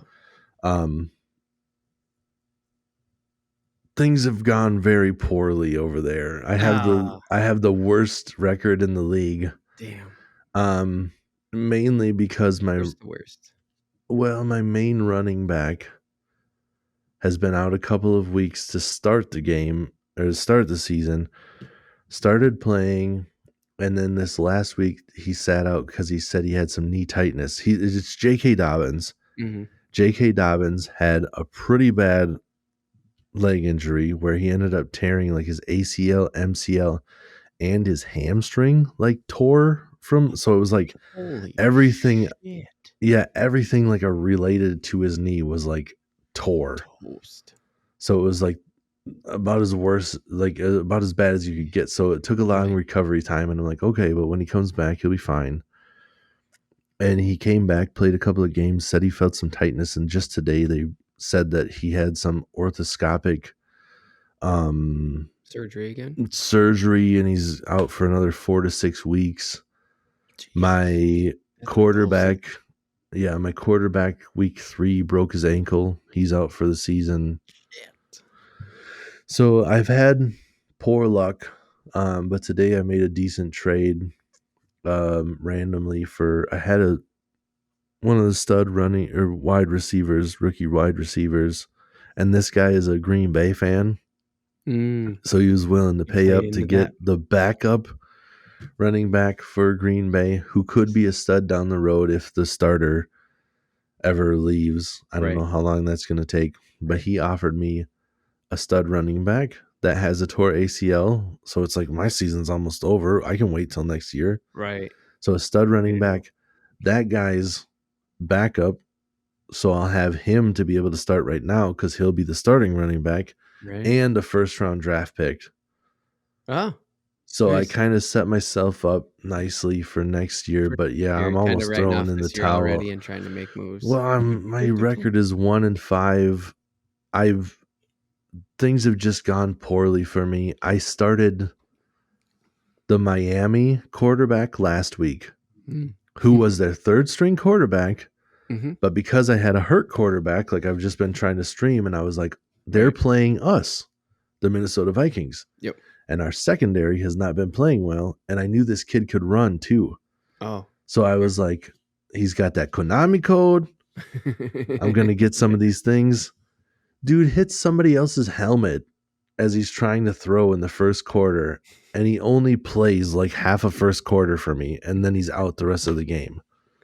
So I'm like, Jesus Christ. Like this has been happening every time. The J.K. Dobbins, when the knee tightened up too, was last week. Yeah. And he only played like, I think through this, like halfway through the second quarter. Shit. So I got 2 players that barely played. Things didn't go well. Right. And this week, the guy I'm going against had the Cardinals defense who had 2 pick sixes. Oh, what? Like who has 2 picks? Who and I'm just like, in the game? Nobody does that.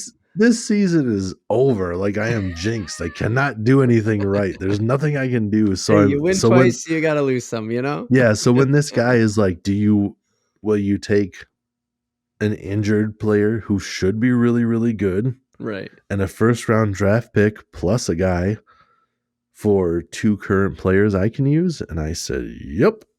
So I'm looking to the future now. I am done it's with a this. dynasty league. We're holding on to most of these people. So and we only hold all of our starters plus 2 bench spots. So I'm doing that math in my head, like I'm cutting 5 of these guys anyways. I might as well try to trade Right. who I'm gonna end up cutting anyways to try to Right. get better pieces. Why not? And I already traded away my first round draft pick. And I should say this week, my 2 top receivers are both on bye weeks. So I have like no chance at coming back from this shit. Because it's Shit. Justin Jefferson from the Vikings, who was my first round draft pick. And then I have AJ Brown, who I ended up trading away my like 5th round draft pick and a first round pick. So my 5th round draft pick, the pick that I made in the 5th round, plus my first round draft pick, so they would have the first round, is what I traded away to get him to make my team a little bit better. And then things didn't go to plan. So now I've been able to recoup a first round draft pick and actually maybe get some talent for the future. Plus, Right. Yeah, so that's because nobody could blow up the league this year either. That's also a thing, right? It's like it's that is 100% a thing. Yep. Literally, Whoever you guys wins, have to play next year. There's no way right? around that. So exactly. Yes. So you have I to look to it. should say that too for anybody that's listening confused on that part. It is technically not a dynasty league. It is an empire league, and if you win 2 years in a row, you get the empire pot, and the league blows up. All the teams go back to scratch, and we redraft. But until somebody wins 2 years in a row and gets that empire pot, it is like a dynasty league where we hold all of our starters plus 2 bench players. So we're really only drafting for 5 bench spots, which turns out to be like mostly rookies and discarded people from last year that people couldn't hold onto their bench. So you're talking about like veterans that might help you in bye weeks, plus rookies is what we're drafting next year. Right, for sure. Or like second year players that didn't do great year 1 and got cut, and then you go, maybe they'll do better. And you should see my bench right now too. I just had to say one more thing. I have nobody. I have literally nobody I can play. I am starting 2 tight ends. I'm starting 2 tight ends this week. I got 2 guys on bye week. I got other people that are out. I have Elijah Moore, who is a receiver for the Jets, who requested a trade. And the team is like, we're not trading you, but we're also just sitting you. So he went from healthy to out because he said he didn't want because to he play was for a him little anymore. bitch about it. Yeah, I saw that. Yeah, so I thought the same thing, like he's being a bitch about it, but he's also really good and he's not getting any targets. And my thing is like, I want to know what his contract looks like. Sure. Because some of these guys have stipulations where it's like catch so many touchdowns and get $300,000 extra dollars. And if he's getting open every time and the play is just not being called his way or the quarterback sucks too hard to get in the ball, right, I could see how he's just like, right, are you fucking kidding me? I have to catch 10 touchdowns this year and you're not even going to throw me the ball. Right. He got thrown the ball once that last game and it got called back because of a penalty on like the other team. Shit. So he only caught the ball one time and it didn't even count. He literally had no catches. Because according to the stats, that's not a thing. Like it's a penalty, it gets called back, and even though it's nothing his fault. Yeah. And some of them have like special things in their contract where they have to do this to make their money. And I could, you're telling me that I'm not going to make an extra $300,000 because of your game plan? I'm going to get pissed. Let me go to someplace else where I can renegotiate my contract. Right. Yeah. Good point. So that's my thought. Anyways, that's enough fantasy talk.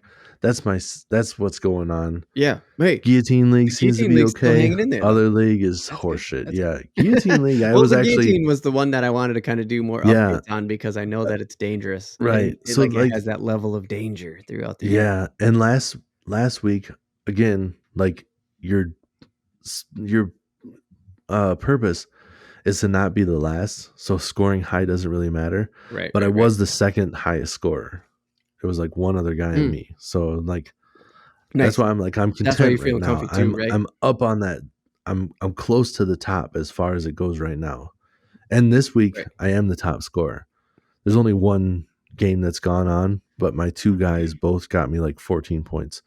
So I have Fuck like yeah. 28 points between my two players. And obviously, there's, if I got two guys in this game, there's probably not a lot of other people out there, but it feels good to see my name at the top of the list, at least. Hell yeah, dude. But yeah, Cartoon Network. Let's Okay, talk about yeah, some cartoons, bro. let's talk cartoons here, because here's the thing is there's a lot going on with Cartoon Network right now. I don't know Mm-hmm. how much you know, so I'm going to ask you.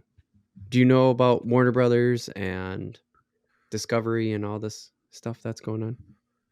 No, I don't. Can I also say that I randomly thought like the other week, it's just another ADD thing. I'm like upstairs doing work. Like I was in the bathroom for some reason.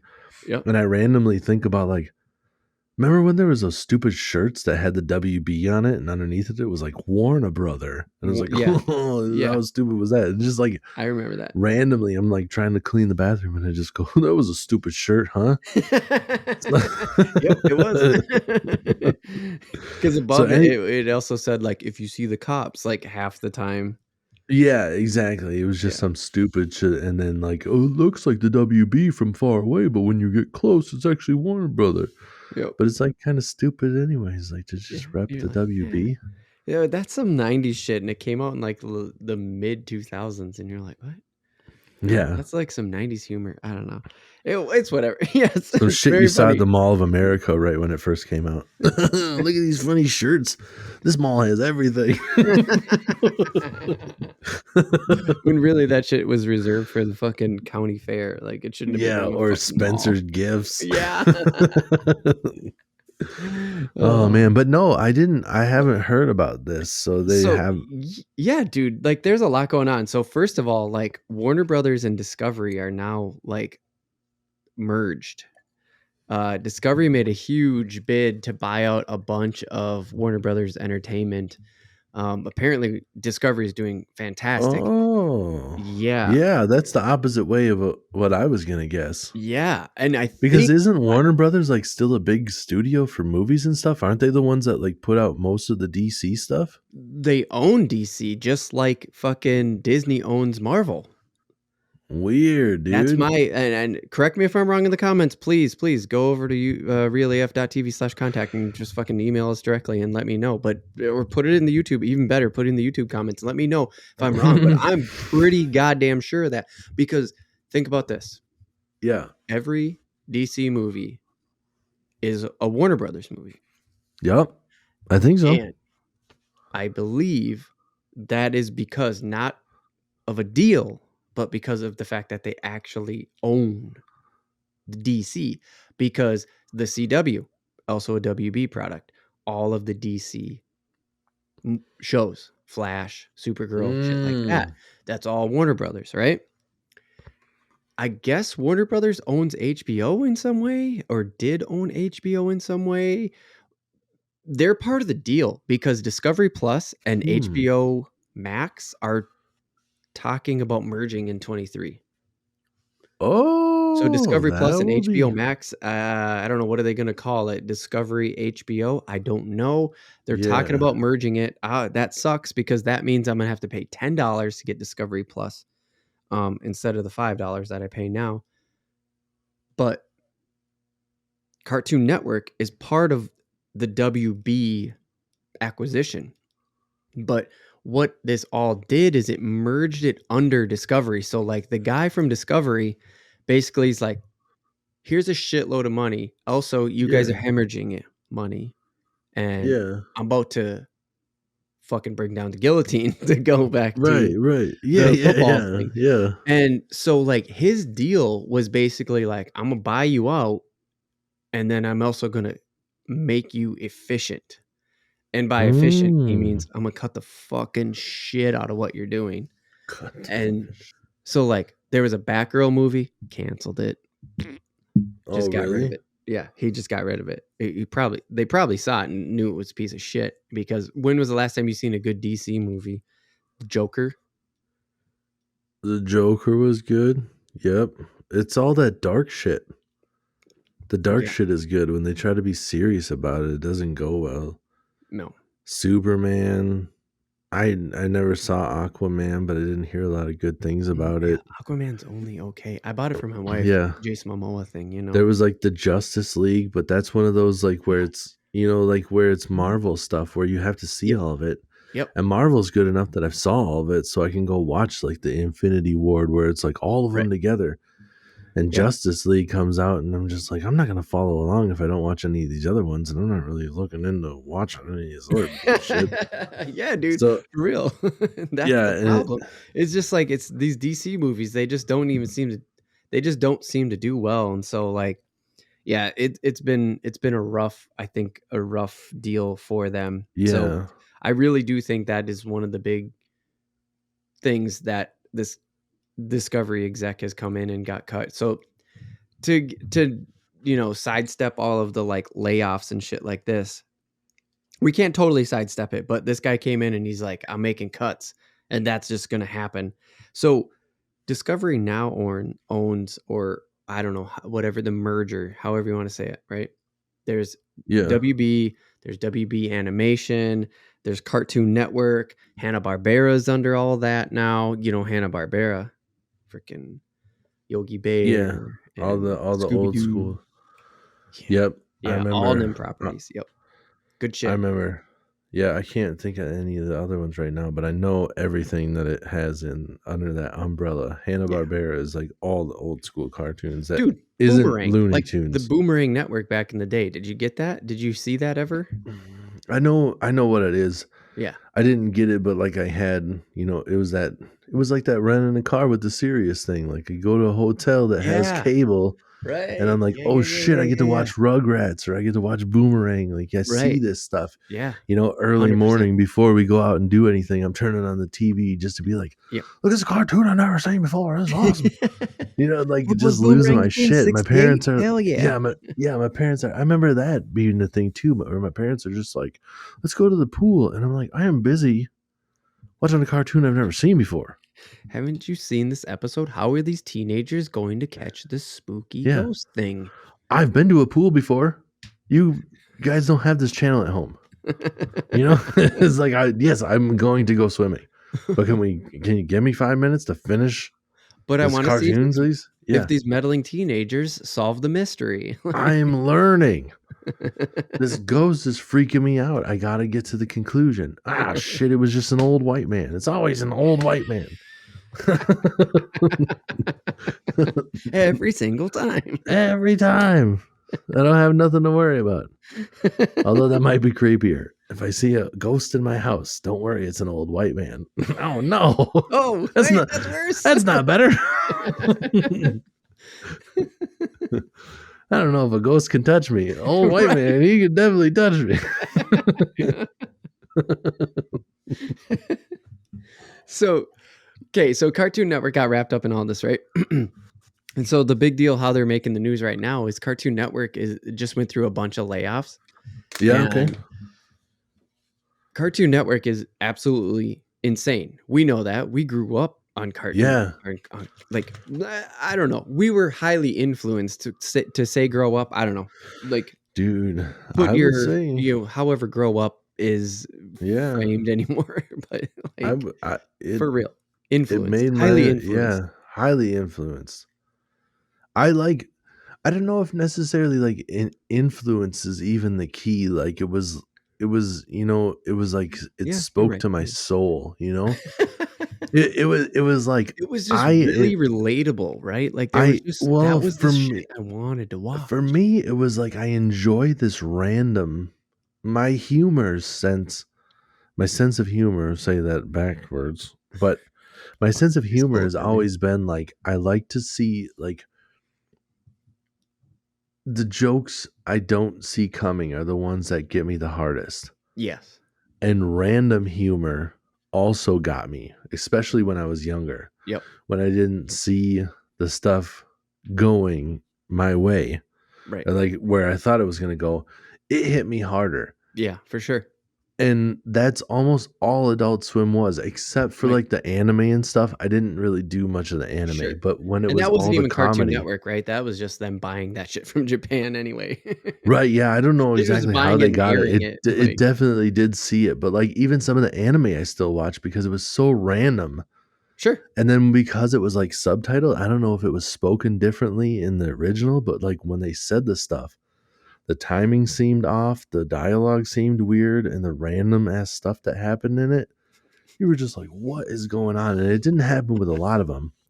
Some of them were like, you watch it for like a half hour and you were like, that was a waste of a half hour. But there was another one that was like Foodie Cootie FLCL. Oh, yeah, Foodie Cootie was That a one great was name. just like, what is happening? This Yep. chick has a guitar, but it has like the pull cord of a chainsaw, and she hits the dude in the head, and then a knob grows out of his forehead, and you're like, that's a like perfect square, odd choice of a knob.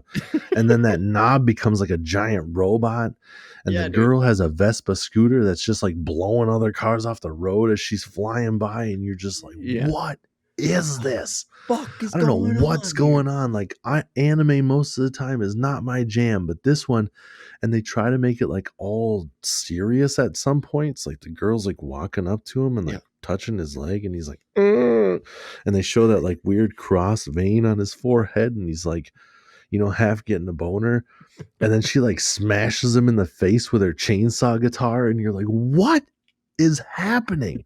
I remember halfway through one of the episodes where it went to like all black and white, like cartoon style slides, Yeah. where it Okay. was like the old school like newspaper style, Oh, and yeah. you're just like, what is this choice? Sure. Like, I come here for the Who random stuff, and now I'm reading half of what's going on, and we don't have to. I don't get it. Like, I get like subtitling stuff, but now we're just reading for no reason. I'm like, this is fucking random. absurd in the wrong way. Like, you went off script in a weird way that I'm not into. Like, I came here to watch some weird stuff because Right. back then most of the time I was incapacitated and just kind of like staring at the TV. Yeah. Now all of No, a sudden that's I'm like, totally what is happening? I gotta read. What is this? yeah. That's what Adult Swim was based off of for sure. It was just like, I'm super high right now.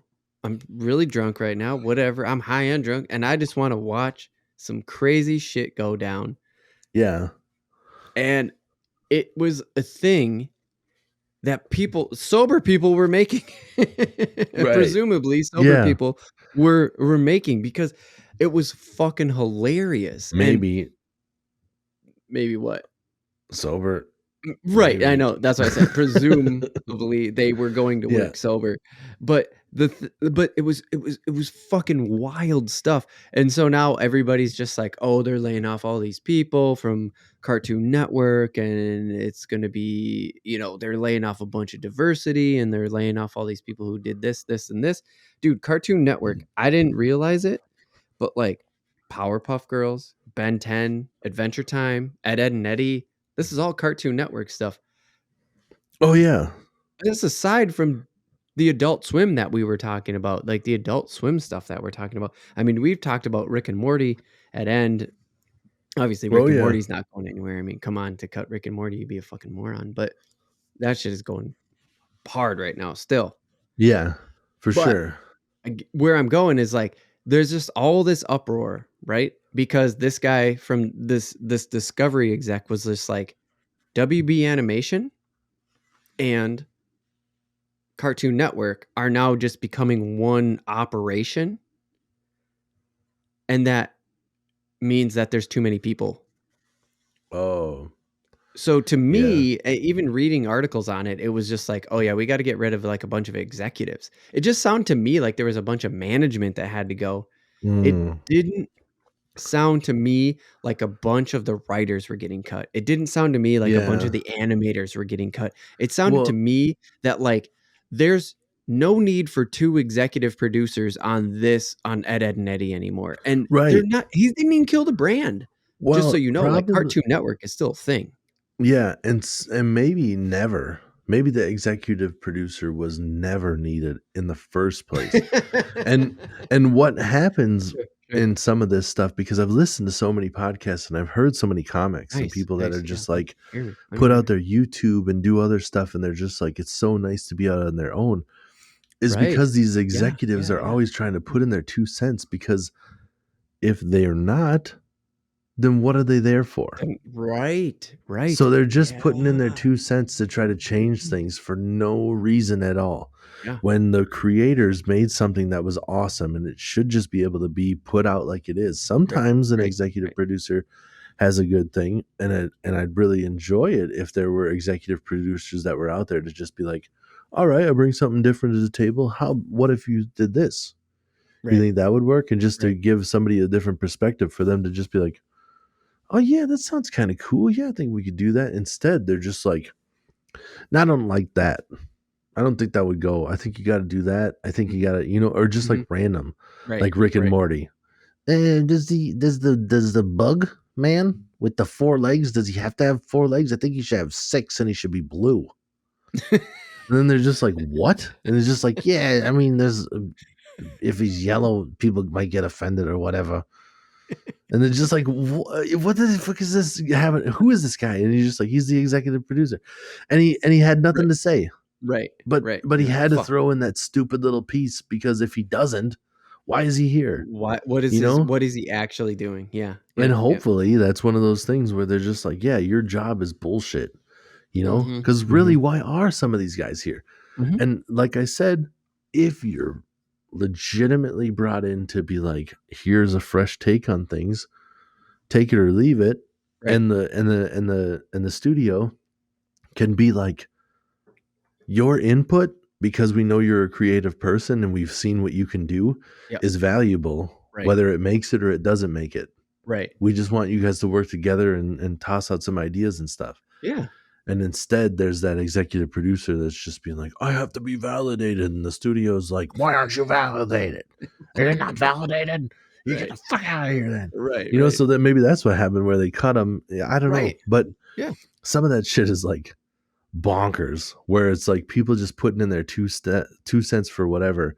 And that's why so many people are putting out their content by themselves, for themselves, on their own website, putting it behind a paywall, because then nobody else is getting in there trying to tell them how to change anything, how to do anything, because they're the creative force, and nobody else is screwing with their stuff instead of, because that's got to be like one of the most embarrassing things or shitty things too later, where you're not allowed to talk shit as a performer, as a creative, to be out there and be like, I put together this, and they just go, it's kind of a weird choice you made there. And then you gotta be like, yeah, it's, wasn't my choice. So it wasn't, Right, but you can't say it wasn't my choice, otherwise the fucking network could give you the axe, right? Like, because right, you just so you shit can't on your say boss anything basically in public. So they just get that's a really good embarrassed, point. and they're just like, yeah, I mean, it's like, it didn't go over well. I thought it would go over better. It's my fault. I'm just like, can I please just feed my family? Please keep it. Please don't take away my money. Right. Yeah. No, it's hard. It's so hard because right now the internet just sees like, 300 jobs got cut or 86 jobs got cut from Cartoon Network, and Cartoon Network's been this force, and the internet wants to just shit on this guy, this big exec. You're like, oh, big buyout, look, of course he's going to do that, shit on the little guys. And then you kind of go like, yeah, but then look at this, internet, you created the independent outlet, and you gave people like Tim and me, I totally hear what you're saying. I say, like, you're just repeating what you've heard other people say is what I'm getting at.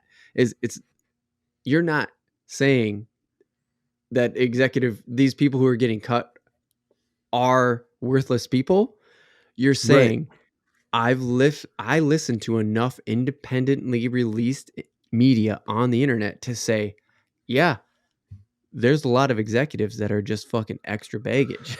Yep, there's a lot of people out there that are voicing their opinions on how poorly it has gone when other people have stuck their nose in it, and that's why they're independent now. Right.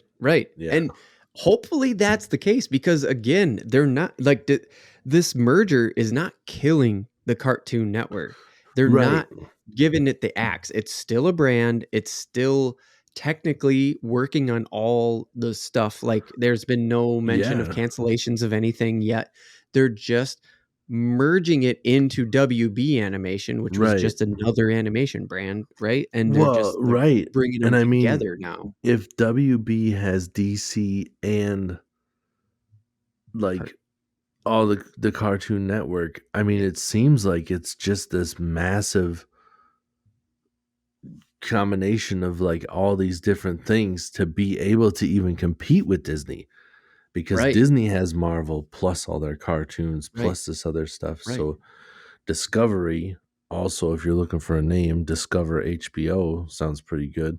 Hey, Go with that. go with that, guys. And Get that then one for and free. and then and then go ahead and put all that stuff out there, and then you have this stuff where it's like maybe our cartoon, like it's like a lesser form though all around, like you're doing your Sure, best, but sure, sure. your cartoons aren't really standing up to the legendary status of Disney. Right, right, Your DC isn't standing up to the legendary status of Marvel. right, It's like, but I think it's almost the more adult version of everything, right? Like your cartoons are adult cartoons. right, Your DC is more adult than your Marvel, because there's right. no R-rated Marvels, I don't think. Nope, I'm pretty sure. So I mean, it's definitely like, since Disney took over, there's not. yeah, I it's mean, just like a that's not entirely darker. true because technically, Deadpool is a Marvel property, and they were already Oh R-rated when they yeah, bought it. So yeah. I don't know if Deadpool's even on there. balance that. Yeah, it's weird. It's not on Disney Plus. You It's can't not. just go to Disney Plus and look up Deadpool. Okay, yeah, because I I'm have very, Disney very sure Plus, it's but true. yeah, But I've not looked at that. But HBO too, when you're like mixing all that stuff together, if right, that is right, going together, HBO is like as adult as you can get. right. All their their shows are. And I mean, also, like, dude, just random Game of side Thrones. note, since we're talking HBO real quick, House of Dragons. I've heard rave reviews and people are just like, oh, we're Yeah, giant House of yeah, everybody's Dragons into it. things. Why? Because you like soap Oh, operas? oh shit, I'm oh just shit. like it's not a bad show, but why do you act like it's so great? It's about one family. I've been trying to tell my Yeah. wife because she never watched the original Game of Thrones with me. Oh, okay. And I'm like, the original Game of Thrones had like zombies and this giant wall. There's giants. There's And a all these whole different world too, families. like different There's a countries whole, basically exactly. There's ruled by so different families, kingdoms, yes, right? Like, it was fucking yes, sick. It had a families. whole And like continent. yeah, and it's basically the story of one family that Yeah. ends up moving without all throughout all these different things. It's Yeah. the Starks. Yeah. It's all these different Wait, Starks it's that about the move. Starks? Arya Stark, the sister, the You're talking dad, about Game of Thrones now. the original Game of Thrones. Yeah, yeah, yeah, yeah. Shit, man. So I thought you because were talking about the new one, and I'm like, that no, ain't no, the no. So Starks. I'm That's saying, the like it's Targaryens, right? initially, it is about one family, just like the Game of Thrones House of Dragons. It's about one family. The first one's about one family, and it splits it up, and it shows their travels, and it shows all this different stuff. Right, right, And right, there's so much that goes on. Also, their 8 seasons literally span over like 8 years. right. This new one is so goddamn confusing. It keeps skipping like 5 years into the future. The first Oh, like they two took the old Witcher seasons, approach. they recasted a bunch of people, and Oh, then they don't what? recast half of the cast. They're just like, oh, it's 10 years in the future now. What? Those people are different people now because they're older, but these guys over here, they're the same people. Oh They're no. just older. And like some And of so them you're don't just even supposed to look like they accept that. aged. Yeah, you're just like, okay, so that guy's the same guy, but who the fuck is this guy? Or you see who are these people, and then they're just like, oh, that's that person. And you're like, oh, and you don't know. It doesn't say at the beginning of the episode, Mhm, mhm. 10 years since Right. the last No, you're supposed episode. to connect it. Yeah, Yeah, yeah. you're just like, That's what what The is Witcher does happening? Who are on, the. Netflix. It works Oh, out for The really? Witcher. I really think that it works out for The Witcher because you you start to merge them all again. Like, it kind of goes it gets weird, but so we're not gonna get into it, but I get what you're saying, and Yeah. it's Okay. very confusing. It took me a long time to wrap my head around it. I Yeah. didn't like it, but I get it. It's a So direction, I'm but just like not focusing on one family and doing that shit, I just feel that's well, weird. and they like almost never leave the same area. Like we're in the same spot the whole time. Like things just haven't really changed. Like I feel like it's boring. Like I'm just sitting there dragging on. Like I got my wife to watch this Dragon, one nice, finally. good pun. And I'm just dragging on. Bam! I didn't even try, but boom! What? But I got her to watch this.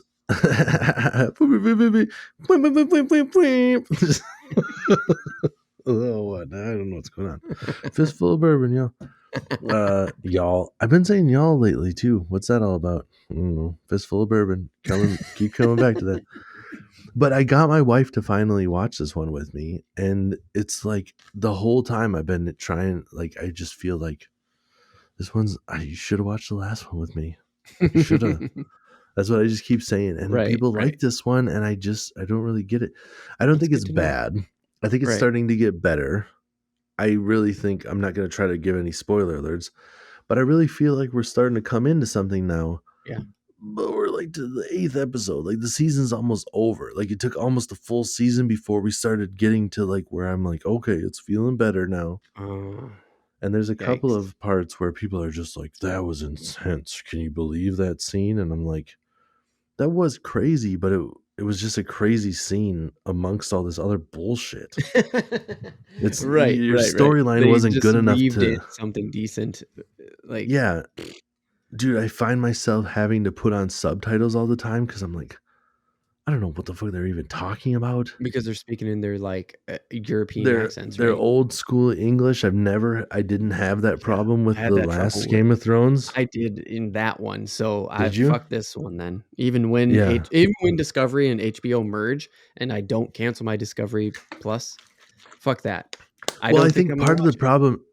part of the problem is like I don't even know who the characters are right now. So you're trying to have this old timey English talking Right, about these people. And I and don't you're even trying to know. figure out who is Yeah, I'm not even 100% sure Khaleesi, who that guy right? is Right, because I'm like, he's not the same actor as he was in the last episode. right, He's that person, but he's not the same actor anymore. right.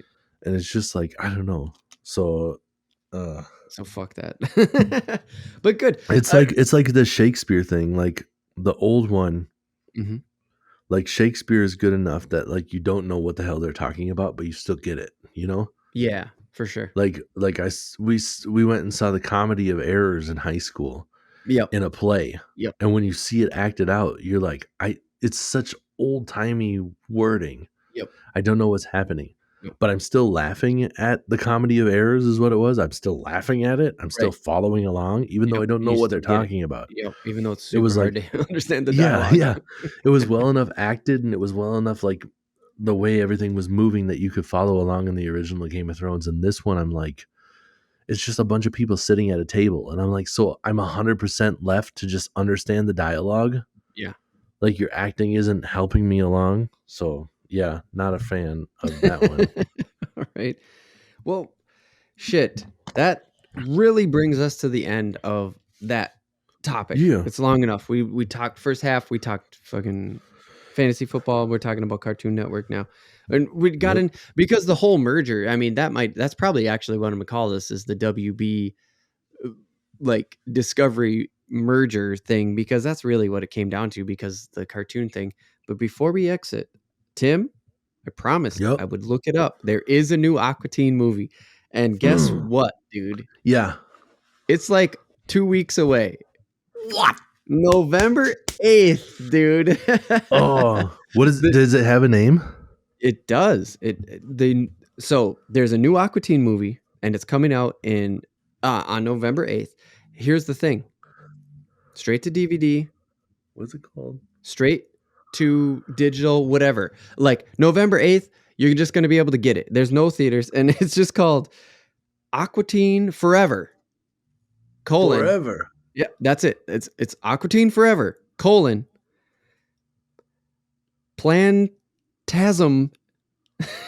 I don't know. It's a made up word. Plantasm. Plantasm. It's a made up word. That's it. That's the name of the Aqua Teen Forever, Plantasm. Plantasm. Yeah. All right. whatever Phantasm's a made up word. I'll check it out, man. Dude, I was crossing my fingers because I want like a Carl only movie. Dude, I love Carl so much. It's not a Carl only movie. Carl is maybe my favorite character out of any show ever. Dude, that guy is so. Oh my gosh! If Hold anybody, on. Before we go off on that, let's do what we always do. Let's do the thing. What is the thing? Oh yeah, realaf.tv/contact. You can email us directly to give us a little bit of feedback on the show. I know I'm letting the random takes going a little long, but fucking hey, it's so hard sometimes when you're talking about cartoons and HBO and all this other stuff. I know it gets difficult to wrap it up. Come on. Hopefully you're hanging in there with us for the whole 2 hours and whatever the fuck the podcast ends up being. Don't forget to look us up on the social medias. We're on Twitter and Facebook and Instagram, Real AF TV. Remember, real like fish and reel. And you can also help support the podcast directly by going to realaf.tv. Right there on the front page, we have the Patreon page. You can go ahead and donate to us. Remember, Patreon is whatever you want it to be. You want to give us $50 for 1 month and then get the fuck out of here? Cool. Hopefully we can get you back. Hopefully we can get you to come back. But guess what? It doesn't matter. Patreon.com is the best way. Patreon.com/RealAFTV, real like fish and reel. It's the best way to support the podcast directly. There is one more thing. I didn't mention it. We didn't get to it in the goals. But I kind of replaced one of our goals with getting on new platforms, and we did that. Oh, yeah. So we have a video podcast right now. It's only available on YouTube. You can see the whole video podcast over on YouTube, Real AF TV. And there are other platforms out there. We know that support podcast video. We'll talk about it as we get into 2023 and moving, shifting around goals and stuff like that. But right now it's YouTube only that you can get the video, but we are on new podcast platforms. We're on every podcast platform now that I can think of: Amazon, Spotify, iTunes. If you can leave a review, please do that. Shit, man. It helps us more than you know. Tim bumped his mic. So I was counting on my fingers and I karate chopped it. Sorry. But we're really out there. We're on. And where I was going with that was that we're on Stitcher. I know I said it at the beginning, we're on Stitcher. We're on the Pandora network now too, as much as we can. We're trying to be out there. Share with a friend. That's what really keeps us going and moving currently. Tim? Yep. I always ask you what I miss. Sometimes I miss stuff and you nail it. Other times I'm like, what? Man, I think it's just the like and review stuff, you know? It's like like my man over there on the Honeydew podcast, Ryan Sigler, says, plus we're from Minnesota. Prav was on there for a second time. Both good times. If you're willing, you know, if you're interested in Prav, local music, shout out Prav, shout out Ryan Sigler. But Ryan Sigler always says that it means nothing to you guys and it means everything to us. So if you could give us that 5-star review and be like, these guys are just like handsome or whatever. I don't, you say whatever you want. I don't care. You 5-star review. I don't think they read them. You could be like 5-star review. These guys smell weird. I don't care. I'd read it. I'll read it on the podcast if you leave us a 5-star. We'll read it out. 5-star. I think 5-star is all they care about. Yep. I don't check the analytics every week, every other week. I don't check the analytics every time a podcast comes out there. Right. Transparent. All right. Yep. Tim. Carl. Carl.